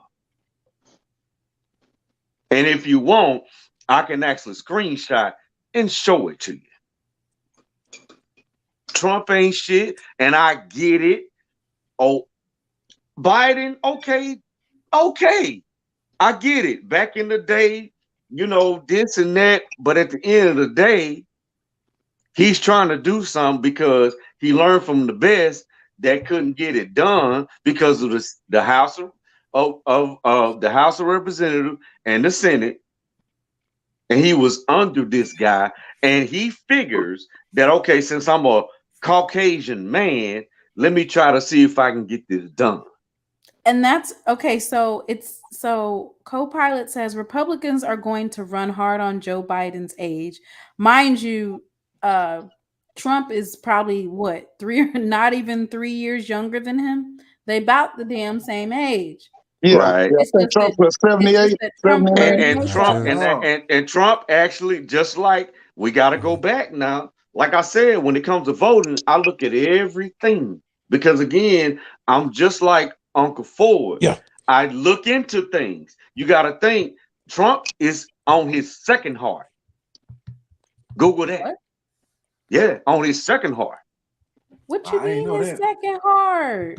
His second heart. What I'm trying to say is Well, that then he had that's enough even money. more the He had reason enough to me. money that he can go to the first. That he can go to the front of the line to get a brand new curated heart. So he's over there like the Queen of England. Look at here, man. What was that vice president that kept on living? He had 4 hearts and got shot. Dick Cheney. How That's the many one hearts he that had? Kiki Palmer said, "I'm sorry to tell you, I don't know who this man is." Dick And I was Cheney like, he had Uncle Ford. How many hearts? How many open heart surgeries this man had? I wouldn't A know lot his of them. name. He had a lot of them. I don't know the exact number. He had a lot So of them. at the end of the day, when you have that power, you can go in the front of the line of me and you, and they can get that done. Okay, I understand that, but this is what I'm saying. So now you got Joe Biden, who's old as heck, which still is better than. I think you're missing my main premise, which is you do not want Joe Biden to go against a Ron DeSantis. You just I don't mean, want number one, you got to understand. I defended this country, and the thing about it is, I actually showed up for war. My father, which had passed away when I was 16, which he was a judge and could have got me out of there, but I showed up. And there's a lot of guys that didn't, you know what I'm saying, because they had, hookups, if you will, to get them out of there. like Trump, who said he had a broken finger or something like that. Yeah, Man, remember, Trump said he had a damn splint in his toe. Splints. He had He 6 had splint. deferments. He and Did the not other now, vice now watch this. president. Now, Mr. to show Moore, you how don't be much putting those I can conspiracy go there, did me and Uncle Ford not say the same thing? You see what I'm saying? So Hey, remember Mr. also. Kilmer, I think you lied on Grambling today. I heard you on the show say that we just got cable TV in Grambling. I was in Grambling. We had cable TV. Now, what were you saying today about Grambling just getting cable TV? Because is that what you were saying?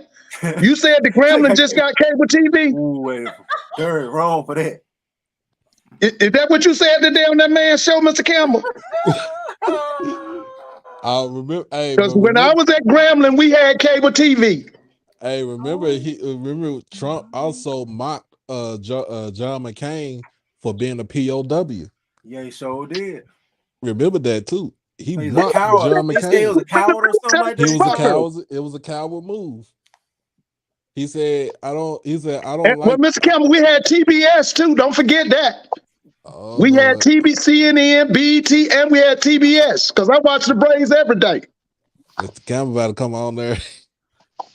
And watch this. This man got mocked, and I was a special forces paratrooper, and my ACL, PCL, and MCL was damaged. But you mean to tell me that this man, just because he's a businessman, and he wasn't really a businessman because he had inheritance. He had inheritance. Yeah. Gonna tell me that I'm crazy? And I only did this because I need extra college money? Yeah, he said that at Arlington Cemetery said that anybody who was in the military was a sucker. Yep. He said that. Remember, like I said, he said that about John McCain. He said he was a POW because he was a POW. He don't respect he don't respect people that get captured. I'm like, all the more reason for him because he found a broken toe to be all the more reason for him to be the Republican nominee, so that folks that had gotten cheated, lied to, they thought things were going to be different. One example, of course, is there's a lot of coal miners who got black lung disease and stuff like that. And Trump made a whole bunch of promises, and as soon as he got elected, everything went out the window. Like, just, But Mr. Ford, while you on here, can you please address the statement you made about Southern and poverty wages? They have the highest amount. Yeah, they had the highest budget in SWAC last year. They made over 18, was it 18 million? Their budget was 18 million. It was the highest in the SWAC. Now what I'm saying is you pay, let me see, you pay, what's the head coach's name? Dooley, 310,000. Yeah. You pay the defensive coordinator 80,000. I think you pay the guy that was with Pete Richardson. He went to Winston-Salem. He was a linebacker coach. What's his name? Terrence Graves. I think they paid Graves like 70,000. Then they had 4 or 5 of them they pay only 50,000. Now, here's the thing. If you get a college degree and you come to Atlanta, and you don't even have to go to educational classes. They'll certify you and give you the educational class. They will start you out here in the metro with at least 55 to 58,000. And you're gonna tell me that at Southern University, the best you can do to pay them position coaches is 50,000? Them position coaches should be getting at least 75 to 90. If you are offensive or defense coordinator, you should be getting between 100 to 150,000. That's starvation wage. If you got somebody making $80,000 as defense coordinator, that is ridiculous. Southern can do better than that, and Southern is better than that. You're gonna pay the head coach 310,000, then you gonna pay the defense coordinator 80,000. That don't make no sense. That's selfish. Defense coordinator, you should be making like 200, 150 to 200,000. At least, listen, they got women in the MEAC coaching basketball make more than the defense coordinator at Southern. That don't make no sense. Well, Mr. Ford, did you hear the breaking news? What's the breaking news? Fam, I'm so glad that Mr. Campbell is here. I wish he would come up here and speak. I want to know what he made a statement about Grambling just not getting cable television on this other show. That's what I want to hear. Is that what I heard? And also, let me just inject this in. We're talking about coal miners. And I'm trying to leave my fraternity out of this, but for all the Kappas in the chat, we know about George W. Edmonds. He was a coal miner. So, if we want to go whatever way we want to go, we can go. You just mentioned Woodson, Carter G. Woodson. His job as a little boy was to read to coal miners. They would buy him newspapers, and he would read the newspapers to the coal miners because they were illiterate. They couldn't read or write.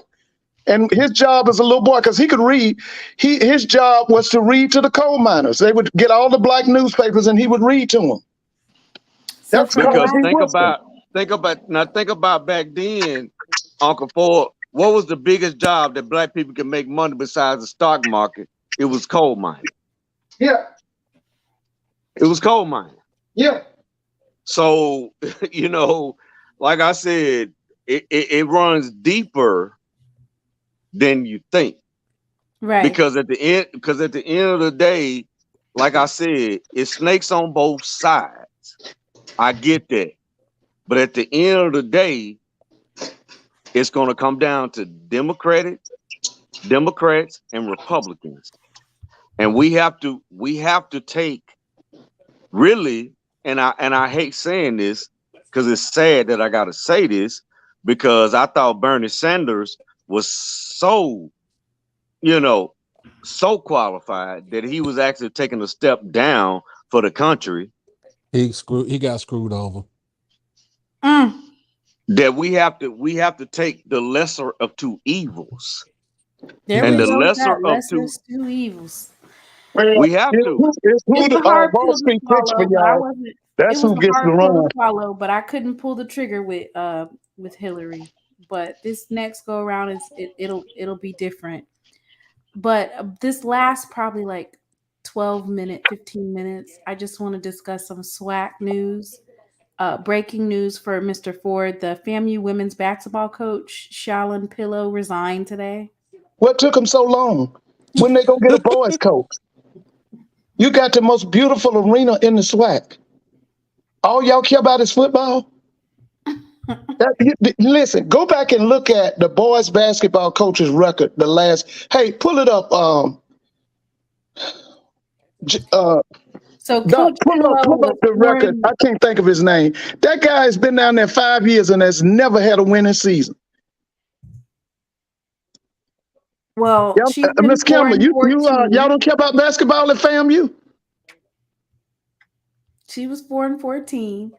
And then What about the boys? I think he was 7-14, wasn't he? What was the boys' record? let's What was the see. men's record at FAM? And then go back and look at his record since he been there. He never had a winning season. Oh And I'm telling Lord. you, they got that beautiful arena down there, probably the most beautiful basketball arena in the SWAC. And y'all don't care about basketball? Y'all can't go get somebody? It was 7 and 22. Okay. What was it 5 the year and before? What was it the 5 year and before? 13. The Huh? year before that, it was 13 and 17, Uh-huh. 11 and 8. Uh-huh. The year before that, it was 8 and 12, Okay, so he's never had a winning season, right? 7 and 5, and then the year Talking before about at that, it was FAMU, 12 and Yeah, the 15. FAMU his basketball whole coach, men, ain't never had a winning season. his overall record for at FAMU was 54-91. So he 37% winning percentage at FAMU. His overall record is 138 and 212. So that's a 39% winning percentage overall. Okay, so Mr. Campbell, give me an excuse for that. What's your excuse for that? And then, Mr. Ford, I have to show you this grievance that FAMU has put against me. You know, they was just being petty. Oh. And so they photoshopped this outfit on me, and it's just blasphemy, and it's terrible that they would think that I would ever wear peas and carrots. But let me show you, Mr. Ford, the FAMU, they've been being petty and attacking me. No. And I've been trying to be on my best behavior. That's some of Mr. Campbell stuff. Mr. Campbell did that. Mr. Campbell somebody else did did. that. Somebody else did that. What in the world is Mr. Campbell this? did. Mr. Campbell, you know you did that. What is that? They did you dirty. Somebody did you dirty. Yeah, Mr. Campbell did. And Mr. Campbell, what you said, we didn't have cable TV in Grambling, right? We just got cable TV, huh?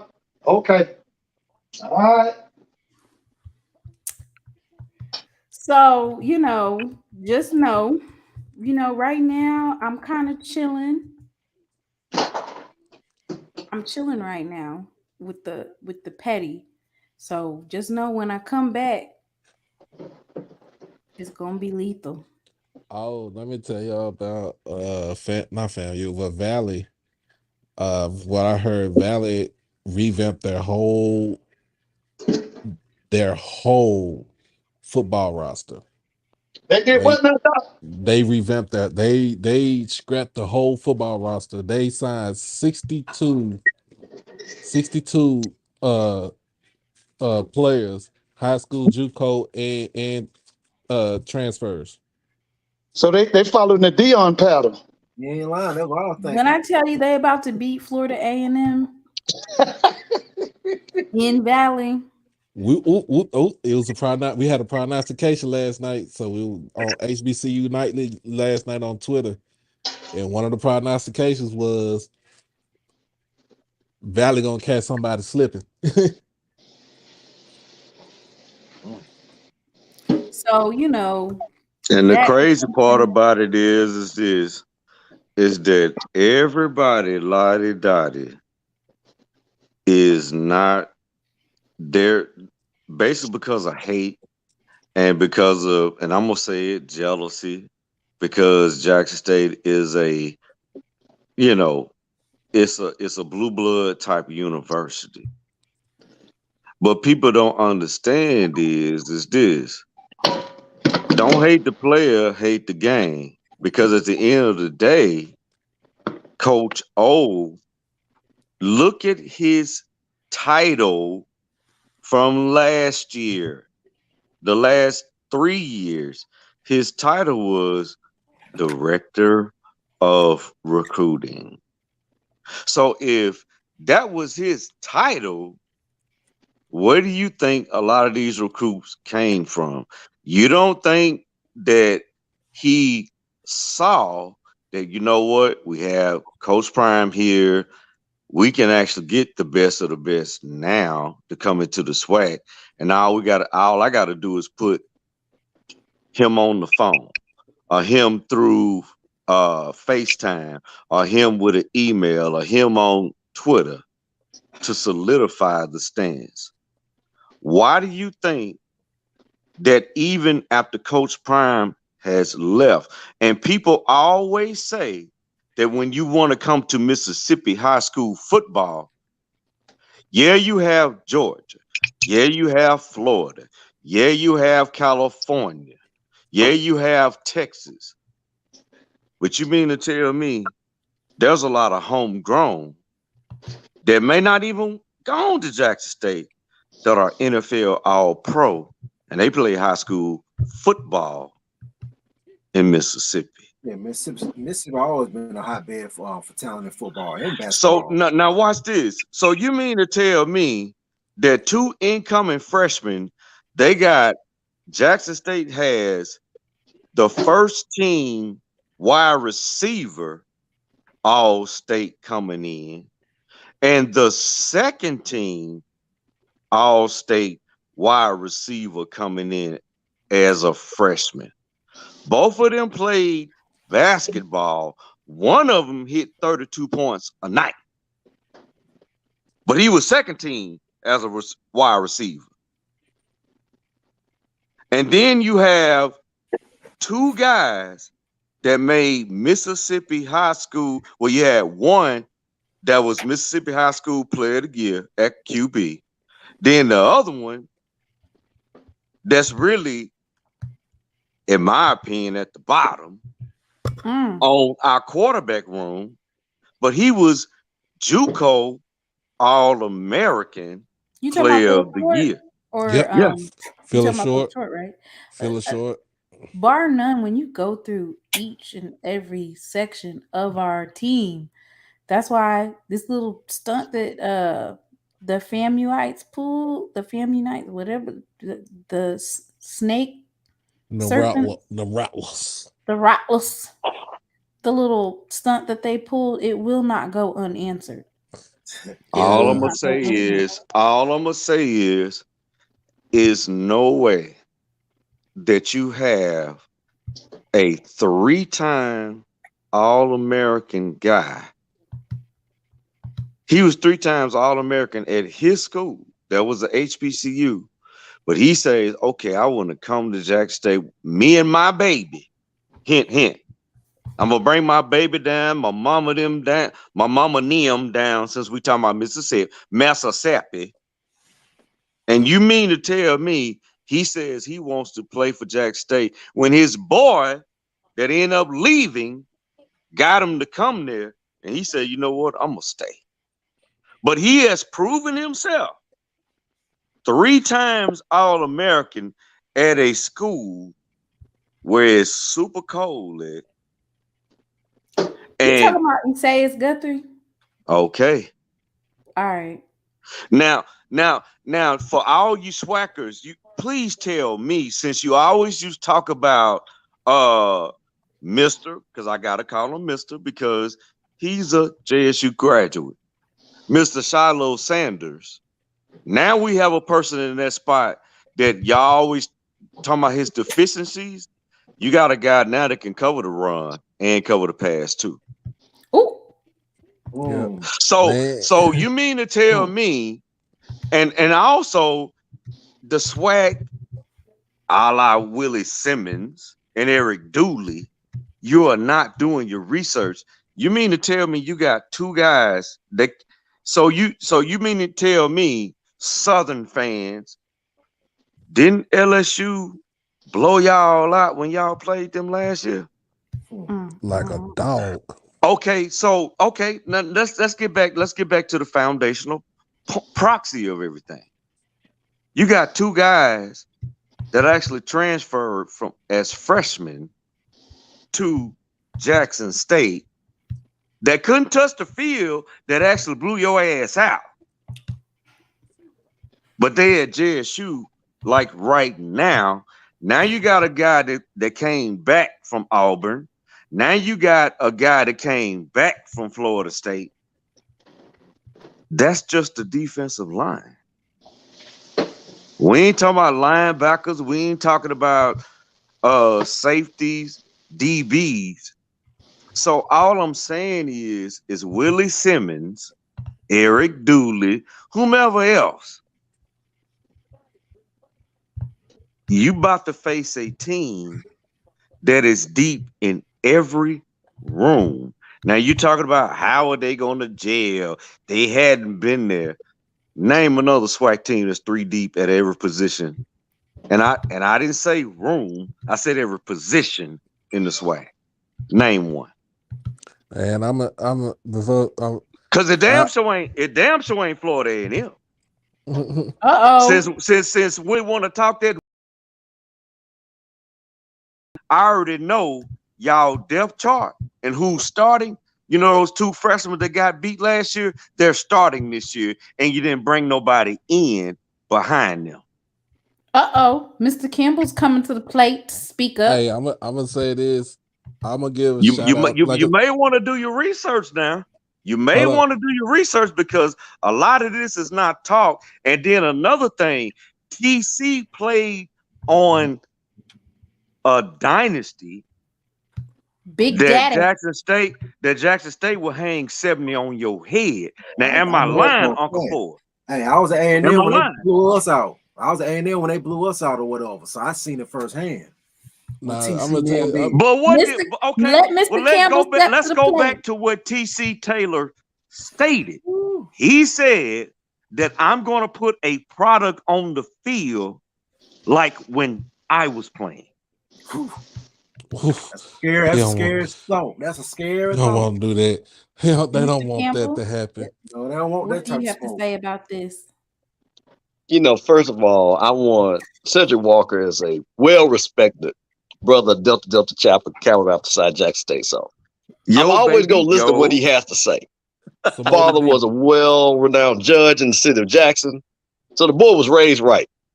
But his father would say he's delusional to get on these airwaves. How? And talk this blasphemy when half of you all can't even spell Tallahassee, talk about what we got down in Tallahassee.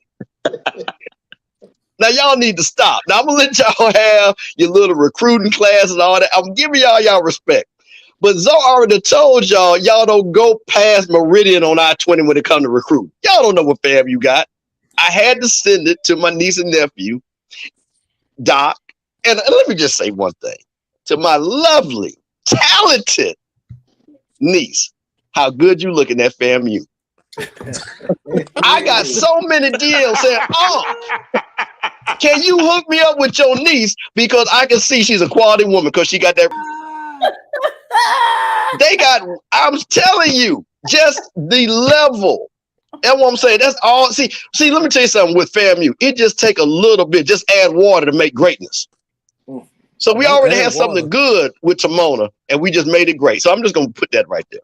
Well, I want to hear what did that you said about Gremlin and the cable TV? Listen, that's what I want to know. And somebody who jumped off an X81 many a time, who stayed, and you know, hey, Mr. Ford, you know the West Campus, right? Okay, I stayed. So don't tell me I don't know about Gremlin and they will. I stayed. That's where they put me up. I was a honored guest down in Gremlin. TV, right? You said we didn't have cable TV. All I know is when I was on that West Campus, I had to bring my own. I had to bring my own Wi-Fi. That's what I know. And they didn't have no cable. They didn't have no cable on that West Campus. Well, listen, I was on the campus in '85. We had cable TV. Well, I didn't live in the dorm. I lived in Ruston, and then I lived in the trailers right there at Gremlin. We had cable TV. Well, you know, Mr. Ford, let me tell you something. The thing you, instead of worrying about cable TV, you need to be worried about how many wins y'all gonna get. Because we talking 2023. That's what y'all need to be worried about. How many wins y'all gonna get? I tell you what, Let me get back to Cedric Walker. I mean, wait, Mr. Ford, because he did. I mean, I literally almost fell for what he was saying. It was so eloquent. It was look at well him, man. presented. I was taught right. Okay, we're gonna go back to the church, which is Saint. You know what I'm saying? We gonna go back there. But at the end of the day, Uncle Campbell, the way when you threw that out there to me and my niece, which you my uncle, all that old type of stuff. Well, I'm gonna just say my cousin to my uncle. But at the end of the day, we gonna be there. At the Blue Blossom Classic. What? And you gonna see firsthand that you better tell Musa to put them Nike. Since y'all got LeBron and LeBron has been with Nike, you better tell him to put them parachutes, on the track and learn how to get out of Dodge, because that defensive line is coming, and they 3 deep too at every position. They 3 deep. Zoe confirmed it in the chat. I wish he would come up here and verbally confirm it. He said 3 deep on that defensive line. You can only play 11 at a time. So you don't even know where they're coming from. You can only play 11 at a time. What you gotta understand is, I met you in the social media atmosphere, and the same way you talk to your parents, I talk to my mom. But they know your folks. Just like your mom and them know my people. And they love y'all. But September, the 3rd? Hey, man, I love you to death, but you're going to get your ass towed up. Well, see, this is the beauty. This is the beauty of it, right? When I say I promise you that, because we got 3 people right now in the QB room that you don't know who's going to start yet. That's what they say that you don't know who's going to start right now. Not see the field. We got 3 guys in the QB room that Musa will not see the field, and Willie will go on Willie, and he'll sell them out and be like, "Hey, I'm finna go this way." We know who our quarterback. Man, y'all got 3 people in the quarterback room. Y'all don't even know who's going to start. We got more than 3 people in the quarterback room. But you trying to tell me that's a problem? That is a problem. I'm trying because when you got 3 quarterbacks, you ain't got 3 none. Guys that's in the QB room, and Musa played for 2 years straight, and they're better than him. They're better than him. See, this is what I'm talking about. They're better than him. Cedric got these multiple degrees. Cedric has multiple degrees, making good money. Tamona's highly educated, and the level of foolishness that I come on this social media here night in and night out. Well, hold on, attention. I just want to introduce myself. The champ is here. So I do want to say that the champ is here, but let's get one thing clear. Henceforth and forevermore, this is the Blue Blossom Classic. When you own a game and you run a game, we're not worried about family, dog. We talk about a game and you only played. And matter of fact, wait a minute. How many times did Jackson play in the Classic? 4 times, right? Total. 3-1. 3-1. 3-1. Be 4-1. Hey, hold on. Hey, if one of y'all placing a bet and somebody told you that you had 3-1 odds, tell me, don't that sound pretty good to y'all? No, that's not. Now, Zoe, not stopping. Now you too smart. That's not what the math means. That is not what that means. I'm just saying. Because you know what? Wait a minute. Because see, let me tell you something. Because I'm on out. So if we're gonna do history, then I can say Southern, before y'all finally beat them, had 8-0 odds. Because they whooped y'all and Graham whooped y'all 8 years in a row. So that don't mean nothing. But we ain't talking about nothing in no parts of Louisiana. We talking about what we own. That's what I'm saying. So don't tell me nothing about what you done last year. No, this is directly with everything with the real estate that we own in Miami, Florida. We love oranges. We don't like green, and we don't like snakes. We own them. Well, you know what? This is the beautiful thing. I tell you what. All 3 of y'all I don't care who it is. Steve-O, I don't care who it is. I'm gonna tell you something. This is a bad omen. This right now. That Lil said, your great nephew, myself, Tamona, and Braxton, we're gonna take advantage of those box seats that you have waiting on us? Well, when you go to FAM, you always want to help out the less fortunate. So let's start there. So that's easy. And you know, that's no problem. We are here to help out the less fortunate. That's the reason why I took a rally to produce those shirts for y'all little Blue Blossom fundraiser. It took a rally to produce those. But you can't help yourself. Why Rally can't help himself to a W though? So also, it took as creative as all those Tigers were, it took a rally to help y'all to make some money. See, so that's all you need to do. As creative as all those Tigers were, it took a rally to help y'all. It took a rally to help y'all make money. Even when y'all do y'all best, y'all still need a rally to help you out. But hold on, but Steve-O, why you can't create a W? Why a rally can't create a W? Listen, I'm gonna tell you something. What is gonna be so beautiful when y'all come down to Miami and y'all walk out that stadium and realize, just like we realized the last 2 years, that your season is over. That is just gonna be beautiful. Hey man, I tell you what. Hey man, I'm like LeBron. Last time I was FAMU, I had hair. You know what I'm saying? So all that you said right now, I'm sorry, dog. It's falling on deaf ears. Listen, man, I love the confidence. I love the fact that your team that you think is going to play is up in Colorado. Them boys ain't walking through that door. Oh no, we don't need. I'm happy. We don't need. We don't even need that because we had a worse team to beat the brakes off of. That ain't finna see the field this year that are Mississippi High School All State. Wait a minute. You do know Florida is in. Wait a minute. You do realize Florida is in Florida. You do realize that, right? Hey Steve, you do realize I scored more touchdowns than Musa did last year, right? Well, guess what? And what? And then guess what? And the quarterback that threw all them touchdowns in Colorado. So what's your point? But I got more touchdowns than Musa did, though. All I know is all of this. This is why I'm saying this is what's so beautiful about the social media. Like I say, see, me and Mr. Ford can understand this. See, when we was growing up, we didn't have all this. We had to listen to the radio. We had to listen to white folks. I get to come on here with all my nieces and nephew and hear y'all be delusional at almost midnight. That's beautiful. That is America. No. How the hell you win 4 games in a row being delusional? Wait, Uncle Ford, we had the BET game of the week, and we had MCI two-way pages. So don't do that. Don't do that. But hold on. What you didn't have. Let me do something real crazy. People get on and talk about black college football. I'm gonna tell you what you didn't have. Hold on, let me ask you something. With white folks that couldn't. Let me tell you something quick. A quick story. When I first moved to Atlanta, that's when Steve McNair was killing it, and Gerald Riggs was on a radio station in Atlanta with a white guy, and I would call in every week because they would say Alcorn, and it would drive me nuts. And they would know it was Steve Campbell from Smyrna because I would tell them it's Alcorn. And Steve McNair is the best football player in the nation. That's what I came up with. We did not have YouTube where we could be ourselves and talk where we talking. So there is a difference.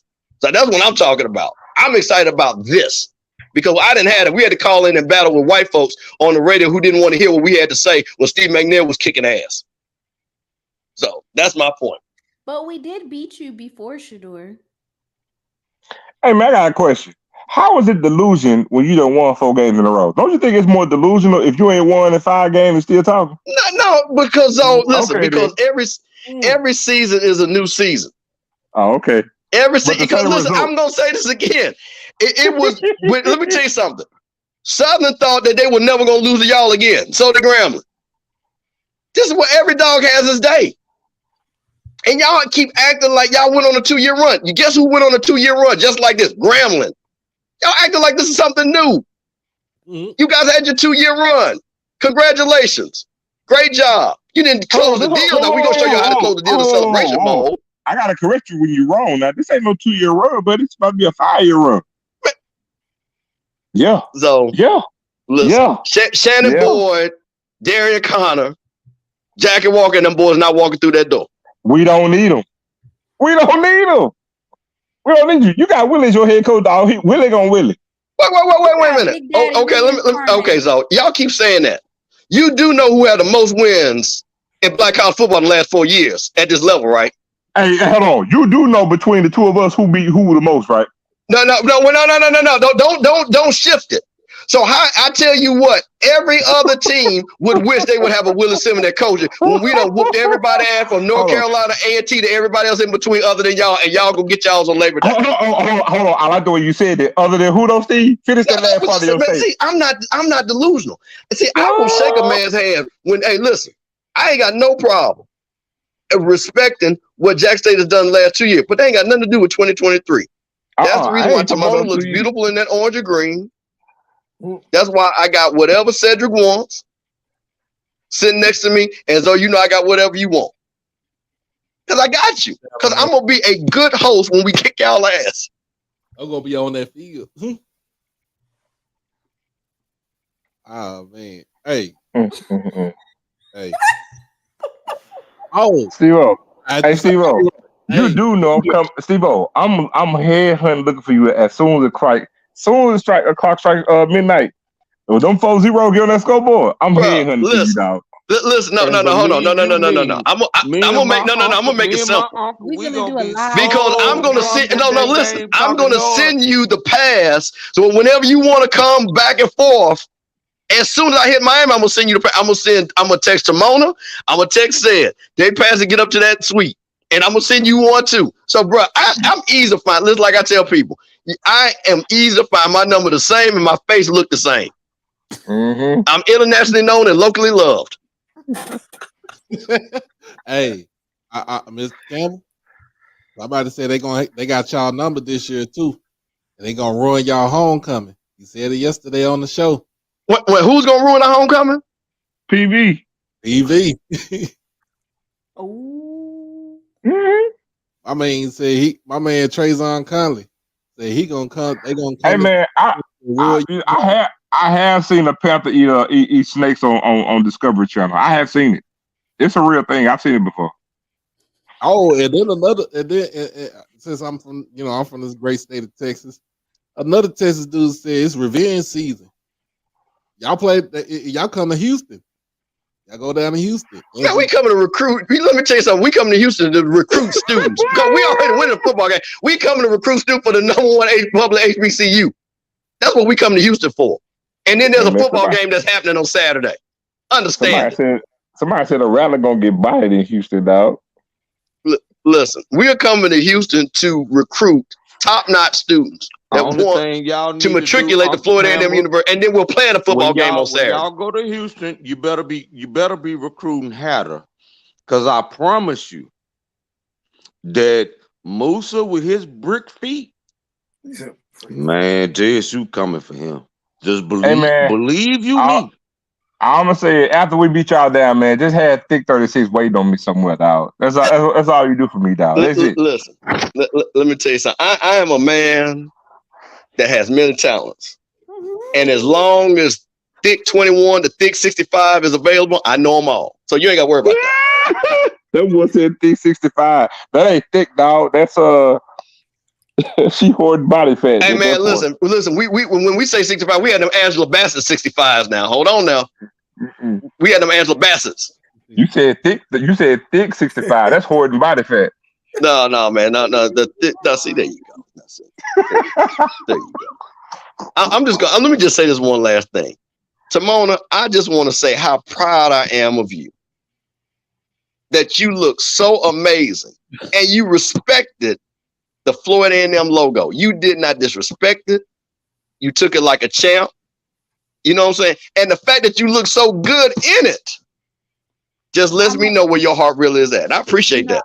I was just letting y'all get y'all little key and your little giggles in. I'm petty. I'm coming. And that you done started a war that more than likely with my petty tail, you're not going to be able to win.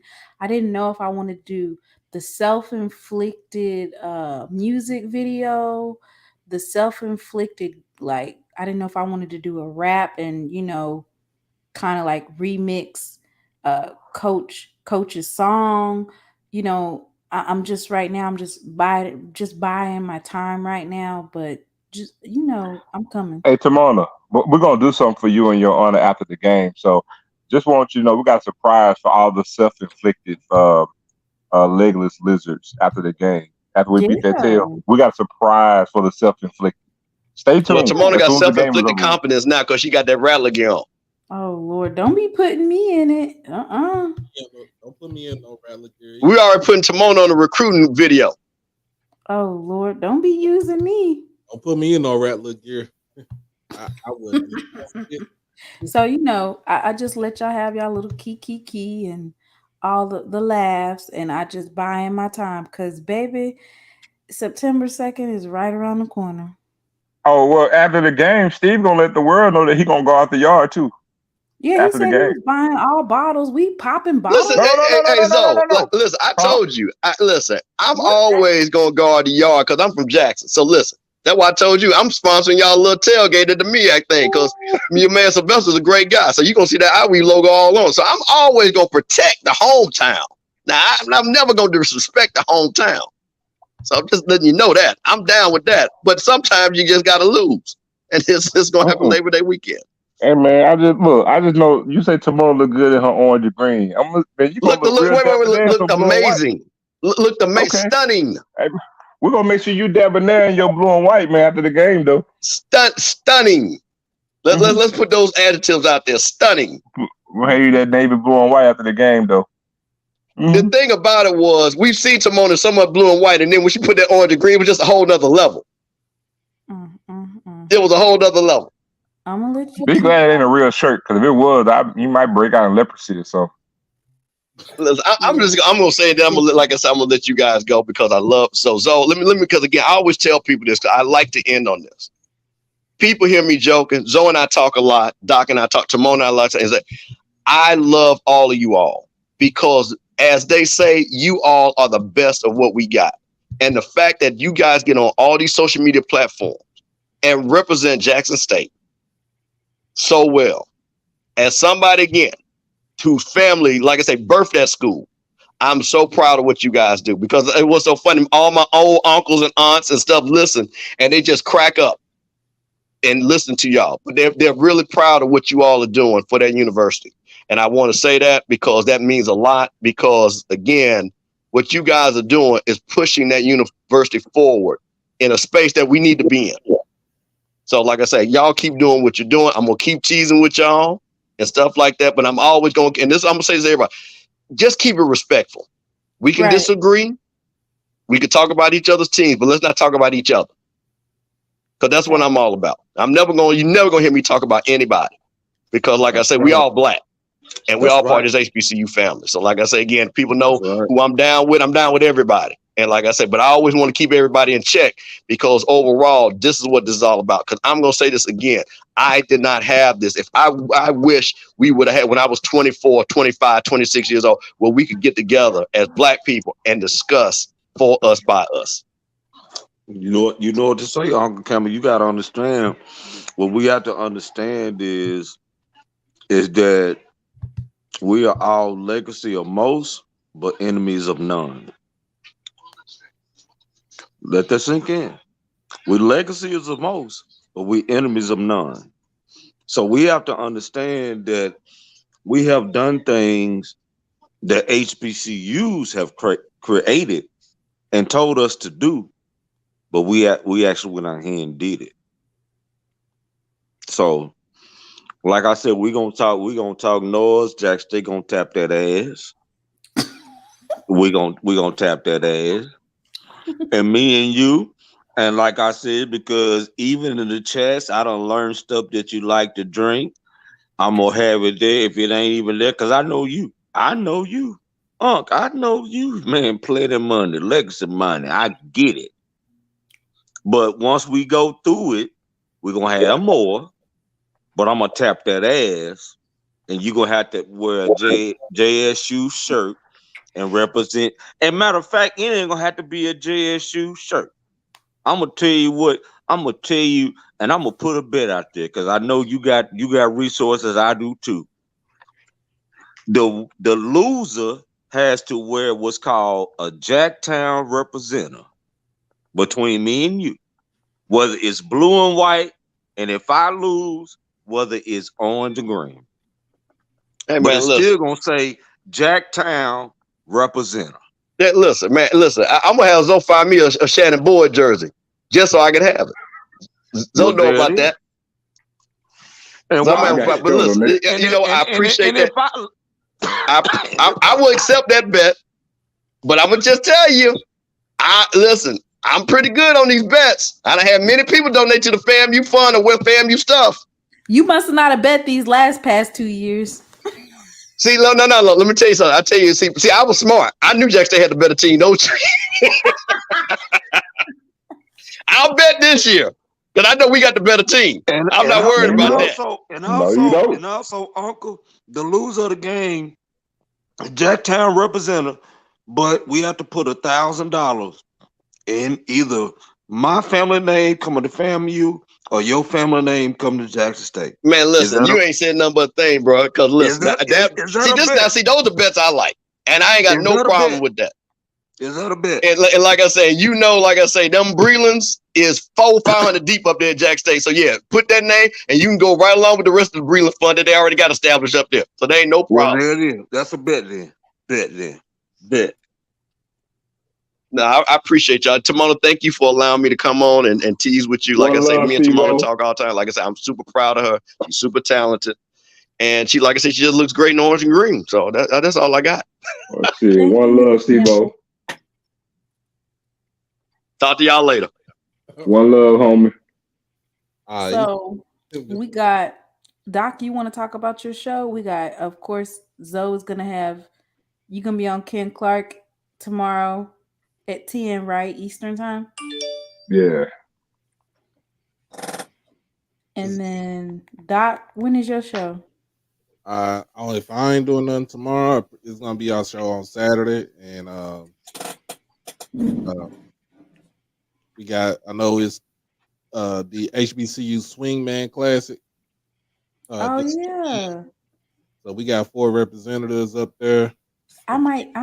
What's that on ESPN? What? I don't know. I had to check and see. I know. Stream that. But it's a good representation for all HBCUs, especially being in Seattle, which is that's a good look. That's a good look. Which is a Uber liberal city. Wow. So HBCU Swingman's Classic is tomorrow or Saturday? It's tomorrow. Okay. It's going to be hard for me because I'm doing my conventions. But anyway, I want to thank everybody. Thank you for tuning in. It was a great show, and we ended it with a little bit of banter at the end. That's always nice. Of course, I am pretty much finished I finished Southern. I'm working on Gramblin's breakdown as far as their 5 returning players and their 5 recruits. And so that should be coming out. I'm in the convention this week, so that'll come out next week. And thank y'all for tuning in. Also, I thank you, Niece, for bringing even the political aspect in it, because we all need to hear this. Yeah, definitely. I definitely want to go look into some of the people that Mr. Ford had told us to do some research on. Such as I want to do some more research so that we can break some of that stuff down. So that's not going to be the last of it. But once again, thank you all for tuning in. It was a great show, and I look forward to seeing y'all on Saturday with Saturday Night Live with HBCU Overdrive, Doc Holliday, and SheLovesThee. Of course, we're going to close it out with some Sonic Boom of the South.